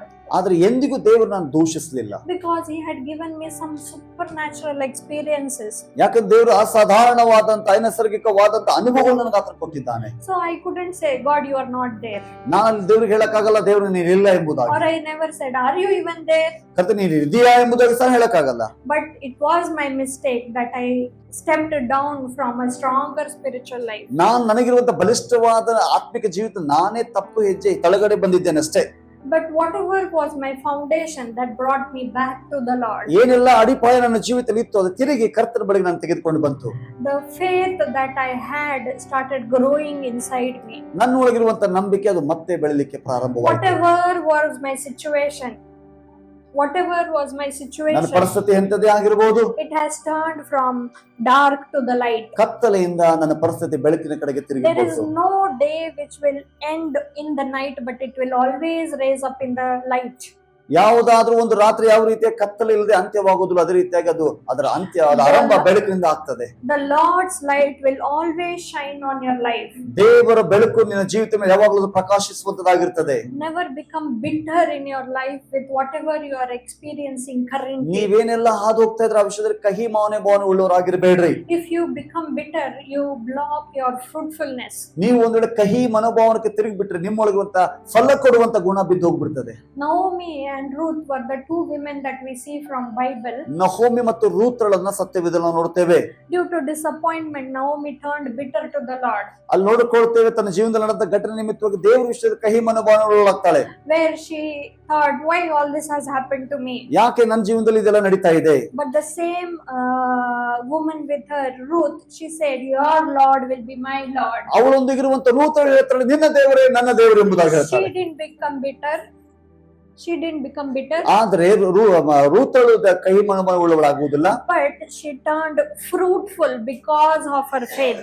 ಅವಳ ನಂಬಿಕೆ ನಿಮಿತ್ತವಾಗಿ ಆ ಪರಿಸ್ಥಿತಿಯಲ್ಲಿ ಫಲ ಕೊಡುವುದನ್ನು ತೆಗೆದುಕೊಂಡು One ಬರುತ್ತಾಳೆ. day she was picking up the leftover grains from the field. ಒಂದು ದಿನ ಹೊಲಗಳಲ್ಲಿ ಅವಳು ಹೊಲವನ್ನು ಆಯ್ತಾ ಇರುವಾಗ She was picking up ಗೋಧಿಯನ್ನ ಆಕೆ ಅಲ್ಲಿ ಆರಿಸ್ತಾ ಇರುವಾಗ ಉಳಿದಿದ್ದ ಗೋಧಿ ಅಂತ ಇದ್ಲು. Then God bought her a day in her life where she was the owner of the field. ಅಲ್ಲಿ ನೋಡ್ಕೊಳ್ತಾ ದಿನಗಳು ಕಳೀತಾ ಬರುವಾಗ ಯಾವ ಹೊಲದಲ್ಲಿ ಕೆಲಸ ಮಾಡ್ತಾ ಇದ್ಲು ಅದೇ ಹೊಲಕ್ಕೆ ಯಜಮಾನಿಯನ್ನಾಗಿ ದೇವರು ಮಾಡ್ತಾರೆ. But the faith from picking up the grain to becoming the owner was the one which did. ಬಿತ್ತಿ ಬಿಟ್ಟಿರುವಂತ ಒಂದು ಆಯ್ಕೆ ಆರಿಸುವಂತ ಒಂದು ಸ್ಥಳದಿಂದ ಅವಳು ನಾಯಕಳಾಗುವುದಕ್ಕೆ ನಂಬಿಕೆ ಬಹಳ ಪ್ರಾಮುಖ್ಯವಾದದ್ದು. The faith she carried favored her in the sight of the Lord. ಅವಳು ಹೊತ್ತುಕೊಂಡು ನಡೆದಂತ ನಂಬಿಕೆ ದೇವರ ದೃಷ್ಟಿಯಲ್ಲಿ ದಯೆಯನ್ನು So ಒದಗಿಸುತ್ತದೆ. we have to be the overcomers by faith. ಯಾವಾಗಲೂ ನಂಬಿಕೆ ಮೂಲಕವಾಗಿ ನಾವು How ಜಯಶಾಲಿಗಳಾಗಬೇಕಾಗಿದೆ. can we grow and how can we overcome in faith? ಹೇಗೆ ನಾವು ಬೆಳಿತೇವೆ, ಹೇಗೆ ನಾವು ಜಯವನ್ನು ಹೊಂದ್ತೇವೆ ನಂಬಿಕೆಯಲ್ಲಿ? We have to grow in the word of God. ದೇವರ ವಾಕ್ಯದಲ್ಲಿ ನಾವು ಬೆಳಿತಾ The ಹೋಗ್ಬೇಕು. more you read, the more you listen, you grow in the word. ನೀವು ಹೆಚ್ಚು ದೇವರ ವಾಕ್ಯ ಓದುವುದು, ಹೆಚ್ಚು ದೇವರ ವಾಕ್ಯ ಕೇಳಿಕೊಳ್ಳುವುದು ನಿಮ್ಮ ವಾಕ್ಯದಲ್ಲಿ ಬೆಳೆಯುವಂತೆ ಮಾಡ್ತದೆ. Surround the right people around you. ನಿಮ್ಮ ಸುತ್ತಲೂ ಅನ್ಯೋನ್ಯತೆಗಾಗಿ ಒಳ್ಳೆ ಜನರನ್ನ ಸೇರಿಸಿಕೊಳ್ಳ್ರಿ. The people who will talk God to you. ಯಾವಾಗ್ಲೂ ದೇವರ ವಾಕ್ಯ, ದೇವರ ಬಗ್ಗೆ ಮಾತಾಡುವಂತ ಜನರು ನಿಮ್ಮ ಸುತ್ತಲಿರಲಿ. Who will encourage you. ಯಾವಾಗ್ಲೂ ನಿಮ್ಮ ಉತ್ತೇಜನ ಪಡಿಸುವಂತ ಜನ. Who will take you towards faith. ನಿಮ್ಮನ್ನ ನಂಬಿಕೆ ಕಡೆಗೆ ನಡೆಸಿಕೊಂಡು ಹೋಗುವಂತ ಜನ ಇರಬೇಕು. Who will talk faith unto you. ನಿಮ್ಮ ಮೇಲೆ ಯಾವಾಗಲೂ ನಂಬಿಕೆನ ಮಾತಾಡುವಂತ ಜನ. And never forget to ask more faith. ಹೆಚ್ಚು ನಂಬಿಕೆನ ಕೇಳುವುದನ್ನು ಎಂದಿಗೂ ಮರೆತು ಹೋಗ್ಬೇಡ್ರಿ. Never think that the faith you have today is adequate. ನಿಮಗಿರುವಂತ ನಂಬಿಕೆ ಇಷ್ಟು ಸಾಕು ಅಂತ ಎಂದಿಗೂ ತೃಪ್ತರಾಗಬೇಡ್ರಿ. I say, don't you dare say today's faith is adequate. ಇಷ್ಟೇ ನಂಬಿಕೆ ನನಗೆ ಸಾಕು ಅಂತ ಹೇಳುತ್ತ ಧೈರ್ಯ ಎಂದಿಗೂ ಮಾಡಬೇಡ್ರಿ. The moment you say, situation will come. ಯಾಕೆ ಹಾಗೆ ಹೇಳುವಾಗಲೇ ಪರಿಸ್ಥಿತಿ ಬರ್ತದೆ. Where you will need to show double faith. ಆ ಒಂದು ಪರಿಸ್ಥಿತಿಗೆ ನಿಮ್ಗೆ ಎರಡಷ್ಟು ನಂಬಿಕೆಯನ್ನು ವ್ಯಕ್ತಪಡಿಸೋದು ಅವಶ್ಯವಾಗ್ತದೆ. Keep asking faith. ಯಾವಾಗ್ಲೂ ಕೇಳ್ತಾ ಇರಿ ನಂಬಿಕೆಯನ್ನ. Keep running a good faith. ಯಾವಾಗ್ಲೂ ನಂಬಿಕೆ ಓಡ್ತಾ ಇರಿ. The next verse that I want to open is Hebrews 11:33-34. ಇಬ್ರಿಯ 11:23, 33-34. ನಂಬಿಕೆಯ ಮೂಲಕ ಅವರು ರಾಜ್ಯವನ್ನು ಸ್ವಾಧೀನ ಮಾಡಿಕೊಂಡರು, ನೀತಿಯನ್ನು ನಡೆಸಿದರು, ಅಜ್ಞಾನಗಳನ್ನು ತೊಡೆದುಕೊಂಡರು, ಸಿಂಹಗಳ ಬಾಯಿ ಕಟ್ಟಿದರು, ಬೆಂಕಿಯ ಬಲವನ್ನು ಆರಿಸಿದರು, ಕತ್ತಿಯ ಬಾಯಿ ತಪ್ಪಿಸಿಕೊಂಡರು, ವಿಫಲರಾಗಿದ್ದು ಬಲಿಷ್ಠರಾದರು. So the verse over here clearly tells what people accomplished through faith. ನಂಬಿಕೆ ಮೂಲಕವಾಗಿ ಏನೆಲ್ಲ ಕಾರ್ಯಗಳನ್ನ ಸಾಧಿಸಿದ್ರು ಎಂಬುದಾಗಿ ದೇವರ ವಾಕ್ಯ ಸ್ಪಷ್ಟವಾಗಿ ಹೇಳ್ತಾ ಇದೆ. So what are the examples given over here? ಏನೆಲ್ಲ ನಾವು ಉದಾಹರಣೆಗಳು ನಮಗೆ ಕೊಡಲ್ಪಟ್ಟಿದೆ. So what happened is who was protected by fire? ನಮ್ಮ ಬೆಂಕಿಯಿಂದ ಯಾವ ರೀತಿಯಾಗಿ ಅವರು ರಕ್ಷಿಸಲ್ಪಟ್ರಂತೆ? ಹೇಗೆ ರಕ್ಷಿಸಲ್ಪಟ್ರು? ಬೆಂಕಿಯ ಬಲವನ್ನು ಆರಿಸಿದರು. Shadrach, Meshach, Abednego were protected by the Lord in the fire. Shadrach Meshach Abednego ಬೆಂಕಿಯಲ್ಲಿ ದೇವರಿಂದ ಸಂರಕ್ಷಿಸಲ್ಪಡ್ತಾರೆ. Who was protected from the mouth of the lion? ಸಿಂಹದ ಬಾಯಿಯಿಂದ ಯಾರು ಸಂರಕ್ಷಿಸ್ತಾರೆ? Daniel. ದಾನಿಯೇಲನ್ನು. If we were in that situation, ನಾವು ಒಂದು ಆ ಪರಿಸ್ಥಿತಿಯಲ್ಲಿ ಇದ್ರೆ we would first try to find where is the way to run from here. ಕೆಳಗಡೆ ಹಾಕುವಾಗ ಎಲ್ಲಿ ದಾರಿದೆಪ್ಪ ಓಡೋಗ್ಲಿಕ್ಕೆ ಹುಡುಕ್ತಾ ಇದ್ವಿ ನಾವು. People fought battles believing on God. ದೇವರ ಮೇಲೆ ನಂಬಿಕೆಯಿಂದ ಯುದ್ಧಗಳನ್ನ ಜಯಿಸಿದ್ರಂತೆ. Gideon fought a battle with only an army of 300 men. 300 ಜನ ಸೈನಿಕರು ತೆಗೆದುಕೊಂಡು ದೊಡ್ಡ ಸೈನ್ಯದೊಂದಿಗೆ ಗಿದ್ಯೋನಿಗೆ ಹೋರಾಟ ಮಾಡಿದ್ದ. So the same God who did miracles then, ಅಲ್ಲಿ ಮಾಡಿದಂತ ಅದ್ಭುತ ಮಾಡಿದ ಅದೇ ದೇವರು the same God will perform today also for you. ಅದೇ ದೇವರು ಈಗ ನಮಗೋಸ್ಕರ ಕಾರ್ಯ ಮಾಡ್ಲಿಕ್ಕಿದ್ದಾನೆ. The only common thing is they had faith, you should have faith. ಎಲ್ಲರಿಗಿರುವಂತ ಸಾಧಾರಣ ವಿಷಯ ಏನಂದ್ರೆ ಅವ್ರಿಗೂ ನಂಬಿಕೆ ಇತ್ತು, ನಿಮಗೆ ನಂಬಿಕೆ ಇರಬೇಕು. The amount of faith that they displayed, ಅಲ್ಲಿ ಎಷ್ಟು ಮಟ್ಟದ ಒಂದು ನಂಬಿಕೆಯಲ್ಲಿ ಕೊಡಲ್ಪಡುತ್ತಂದ್ರೆ the greater miracle they saw. ಹಾಗಾಗಿ ಅಷ್ಟು ದೊಡ್ಡ ಮಟ್ಟದ ಅದ್ಭುತ ಅವ್ರ ಜೀವಿತದಲ್ಲಿ ಆಗ್ತದೆ. Their testimony was such amazing and strong that even after thousands of years we are still reading it. ಆ ದಿನ ಆದಂತ ಅದ್ಭುತಕರದ ಸಾಕ್ಷ್ಯ ಈಗೂ ನಾವು ಕೇಳುವಾಗ ಸಾವಿರಾರು ವರ್ಷಗಳ ನಂತರ ಈಗಲೂ ನಾವು ಅದ್ರ ಬಗ್ಗೆ ಮಾತನಾಡ್ತೇವೆ. When I was in Russia, there was this revelation, a dream seen by a person. ಅವನ ರಷ್ಯಾದಲ್ಲಿರುವಾಗ ಪ್ರಕಟಣೆ ಕುರಿತಾಗಿ ಒಂದು ಕನಸು ಕಂಡಂತ ವ್ಯಕ್ತಿ What he told was he went to the heaven. ಅವ್ರು ಹೇಳ್ತಾರೆ ನಾನು ಪರಲೋಕಕ್ಕೆ ಹೋದೆ. And I saw people were walking around and everybody had a different kind of hair length. ಅಲ್ಲಿ ನಡೆದಾಡ್ತಾ ಇದ್ದಾರೆ, ಎಲ್ಲರಿಗೂ ಒಂದೊಂದು ಅಳತೆಯ ಕೂದಲು ಅಳತೆ ಇದೆ. Not only women but even the men had different length of hair. ಸ್ತ್ರೀಯರು ಮಾತ್ರ ಅಲ್ಲ, ಪುರುಷರಿಗೂ ಸಹ ಒಂದೊಂದು ಹಂತದಲ್ಲಿ ಕೂದಲು ಒಂದು ಅಳತೆ ಅವ್ರಿಗಿದೆ. And the length of the hair displayed the faith that they carried. Okay, ಅವ್ರ ಕೂದಲು ಎಷ್ಟು ಉದ್ದಿದ್ದಾವೋ ಅದ್ರ ಮೇಲೆ ಅವ್ರ ನಂಬಿಕೆ ಎಷ್ಟಿದೆ ಅನ್ನುವುದನ್ನು ಪ್ರಕಟ The ಮಾಡ್ತದೆ. faith they carried made them get a better placement closer to the Lord. Okay, ಕೂದಲು ಎಷ್ಟು ಉದ್ದ ಇರ್ತವೋ ಅವ್ರು ಅಷ್ಟು ದೇವರ ಹತ್ರ ಇರ್ತಾರಂತೆ. The more you are closer to the Lord, ನೀವು ಎಷ್ಟು ದೇವ್ರಿಗೆ ಹತ್ರವಾಗಿರ್ತೀರೋ today, ಈ ದಿನ that will make you reach closer to the Lord in heaven. ಪರಲೋಕದಲ್ಲಿ ಸಹ ದೇವರಿಗೆ ಅಷ್ಟು ಹತ್ತಿರವಾಗಿ ನಡೀಲಿಕ್ಕೆ ನಿಮ್ಗೆ ಸಹಾಯ So ಮಾಡ್ತದೆ. are you ready to carry a greater faith? ಹಾಗಾಗಿ ಒಂದು ಶ್ರೇಷ್ಠವಾದ ನಂಬಿಕೆ ಹೊತ್ಕೊಳ್ಳಿಕ್ಕೆ Do you want ಸಿದ್ಧರಾಗಿದ್ದೀರಾ? your hair to be long and ನಿಮ್ಮ thick in the ಕೂದಲು heaven? ಗಟ್ಟಿಯಾಗಿ ದಪ್ಪ ಉದ್ದ ಕೂದಲು ಬೀಳಕ್ಕೆ ರೆಡಿ ಆಗ್ತೀರಾ?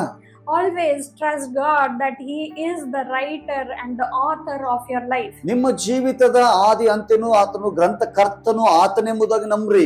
Even that what is going to happen after 5 years is already written by Him. ನಿಮ್ಮ ಜೀವಿತದಲ್ಲಿ ಮುಂದೆ 5 ವರ್ಷ ಕಾಲ ನಂತರ ಏನಾಗ್ಲಿಕ್ಕಿದೆ ಆಗಲೇ ಆತನ ಗೊತ್ತುಂಟು, ಆತನು ಬರೆದಿದ್ದಾನೆ. Let us read Hebrews 12, first and second verse. ಇಬ್ರಿಯ 12ನೇ ಅಧ್ಯಾಯ 1 ಮತ್ತು 2ನೇ ವಚನ.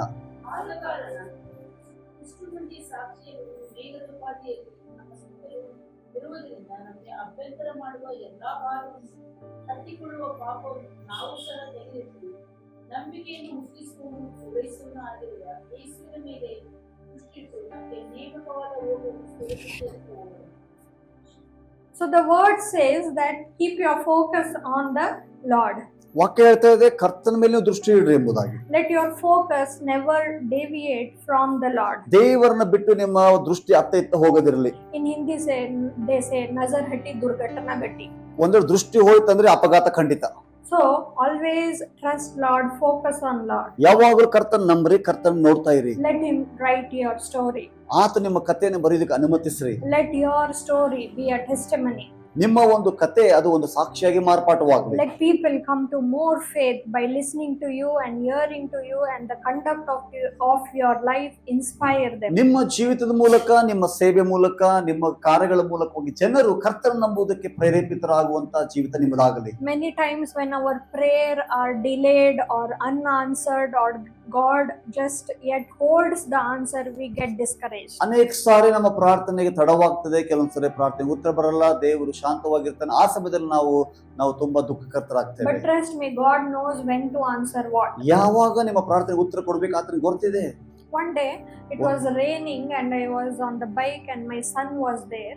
ನಾನು ನನ್ನ ಮಗನು ಒಂದ್ ದಿವಸ ಬೈಕಲ್ಲಿ ಹೋಗ್ತಾ ಇದ್ವಿ, ಮಳೆ ಬರ್ತಾ ಇತ್ತು. I just prayed, God, just stop the rain. ನಾನು ಹೇಳಿದೆ, ದೇವರೇ ಮಳೆ ನಿಂತ್ಕೊಳ್ಳಿ. Within a second the rain stopped. ಕ್ಷಣ ಹೊತ್ತಿನಲ್ಲಿ ಮಳೆ ನಿಂತ್ಕೊಂಡ್ಬಿಡ್ತು. He knows when to act on what. He knows when to act okay, on what. ಯಾವ ಸಮಯದಲ್ಲಿ ದೇವರು ತನ್ನ ಕಾರ್ಯ ಮಾಡ್ಬೇಕೆಂಬುದು ಆತನಿಗೆ ಗೊತ್ತಿದೆ. But there were bigger situations in my life which were not answered for years together. ಆದ್ರೆ ನನ್ನ ಜೀವನದಲ್ಲಿ ದೊಡ್ಡ ದೊಡ್ಡ ಸಮಸ್ಯೆಗಳು ಬರುವಾಗ ಕೆಲವು ಸಲ ಪ್ರಾರ್ಥನೆಗೆ ಉತ್ತರ ಬರಲಿಲ್ಲ. Same faith I carried on the bike ಆ also. ಬೈಕ್ ಮೇಲಿರುವಂತ ನಂಬಿಕೆನೇ ಇಲ್ಲಿ ಪ್ರಯೋಗ ಮಾಡಿದ್ದೇನೆ. But he knows when to answer and do ಆತನಿಗೆ what, ಗೊತ್ತಿದೆ ಯಾವಾಗ ಉತ್ತರ ಕೊಡ್ಬೇಕೆಂಬುದಾಗಿ. because it is not for your glory, ಆ ಒಂದು ಪ್ರಾರ್ಥನೆಗೆ ಉತ್ತರ ನಿನ್ನ ಮಹಿಮೆಗೋಸ್ಕರ ಅಲ್ಲ, it is for his. ಆತನ ಮಹಿಮೆಗೋಸ್ಕರ ಇರ್ತದೆ. He knows when to delay, ಯಾವಾಗ ತಡ ಮಾಡ್ಬೇಕಂತ ಗೊತ್ತು, he knows when to answer. ಯಾವಾಗ ಉತ್ತರ ಕೊಡ್ಬೇಕಂತ ಗೊತ್ತು. He will do it in his beautiful time. ಆತನು ತನ್ನ ಸುಂದರವಾದ ಸಮಯದಲ್ಲಿ ಎಲ್ಲವನ್ನು ಸುಂದರವಾಗಿ ಮಾಡ್ತಾನೆ. Keep trusting and keep holding. ದೇವರನ್ನು ನಂಬ್ರಿ, ದೇವರನ್ನ ಗಟ್ಟಿಯಾಗಿ ಹಿಡಿದುಕೊಳ್ಳ್ರಿ. If not today, but tomorrow he will answer. ಇವತ್ತಿಲ್ಲ ಅಂದ್ರೆ ನಾಳೆ ನಿಮಗೋಸ್ಕರ ಪ್ರಾರ್ಥನೆ ಉತ್ತರ He may ಸಿದ್ಧವಿದೆ. change the situation. ಆತನ ಪರಿಸ್ಥಿತಿಯನ್ನು ಬದಲಾಯಿಸ್ತಾನೆ. Even the changed situation will work in your favor. ನಿಮ್ಮ ಪರಿಸ್ಥಿತಿಗಳು ನಿಮ್ಮ ಪರವಾಗಿ ಕಾರ್ಯ ಮಾಡುವಂತೆ ಆತನ ಮಾಡ್ತಾನೆ. Let us declare together, ಎಲ್ಲರೂ ಒಟ್ಟಾಗಿ ನಾವು ಕರ್ತನ ಘೋಷಿಸೋಣ. I am blessed. ನಾನು ಆಶೀರ್ವಿಸಲ್ಪಟ್ಟಿದ್ದೇನೆ. I am blessed. ನಾನು ಆಶೀರ್ವಿಸಲ್ಪಟ್ಟಿದ್ದೇನೆ. I am chosen. ನಾನು ಆರಿಸಲ್ಪಟ್ಟಿದ್ದೇನೆ.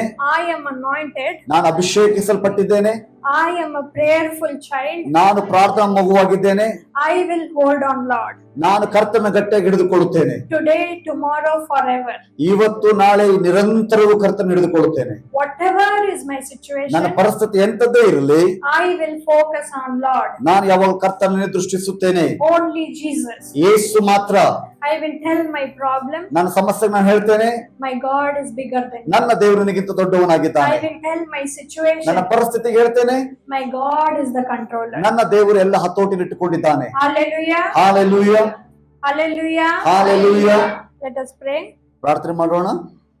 Lord, we thank you for today's fellowship, O Lord. ಕರ್ತನೆ, ಈ ದಿನದ ಅನ್ಯೋನ್ಯತೆಗಾಗಿ ನಿಮ್ಗೆ ಸ್ತೋತ್ರ. Whatever words that you gave me, ಯಾವೆಲ್ಲ ವಾಕ್ಯ ನಮಗೆ ಕೊಟ್ಟಿದ್ದೀರೋ I believe it has ministered to each and everyone's heart. ನಮ್ಮೆಲ್ಲರಿಗೂ ಅದು ಸೇವೆ ಮಾಡಿದೆ ಎಂಬುದನ್ನು ನಂಬುತ್ತೇನೆ. Whatever is their situation, O Lord, ಎಂತದ್ದೇ ಪರಿಸ್ಥಿತಿ ನಮ್ಮ ಜೀವಿತದಲ್ಲಿ ಇರಬಹುದು, whatever their problems are, Lord, ಎಂತದ್ದೇ ಸಮಸ್ಯೆ ನಮ್ಮಲ್ಲಿ ಇರಬಹುದು, you go before them, O Lord. ನಮಗಿಂತ ಮುಂಚಿತವಾಗಿ ನೀವು ಹೋಗ್ತೀರಪ್ಪ. You go there and start your action, and ನೀನು ಅಲ್ಲಿ ಹೋಗಿ ನಮಗಾಗಿ ಕಾರ್ಯವನ್ನು ಮಾಡುತ್ತೀರಿ. you give us the faith that we will hold on you. ಕರ್ತನ್ ನಿನ್ನನ್ನು ಹಿಡಿದುಕೊಳ್ಳುವಂತ ನಂಬಿಕೆ ನಮಗೆ ಕೊಟ್ಟಿದ್ರೆ ಅದಕ್ಕಾಗಿ ಸ್ತೋತ್ರ. Give us such faith that we focus on you, but nothing else. ಕರ್ತನೆ, ಇಂಥ ದೊಡ್ಡ ನಂಬಿಕೆ ನಮಗೆ ನೀವು ಕೊಡ್ಬೇಕಂದ್ರೆ ನಿನ್ನನ್ನು ಬಿಟ್ಟು ಬೇರೆ ಏನು ನಾವು ನೋಡ್ಲೇಬಾರ್ದು. Yes, Lord, I pray for this church, O Lord. ಈ ಸಭೆಗಾಗಿ ನಾ ಪ್ರಾರ್ಥಿಸ್ತೇನೆ ಕರ್ತನೆ. Let each and every person coming here open their hearts to you. ಇಲ್ಲಿ ಬರುವಂತ ಪ್ರತಿಯೊಬ್ಬರ ಹೃದಯಗಳು ನಿನಗೋಸ್ಕರ ತೆರೆಯಲ್ಪಡಲಿ.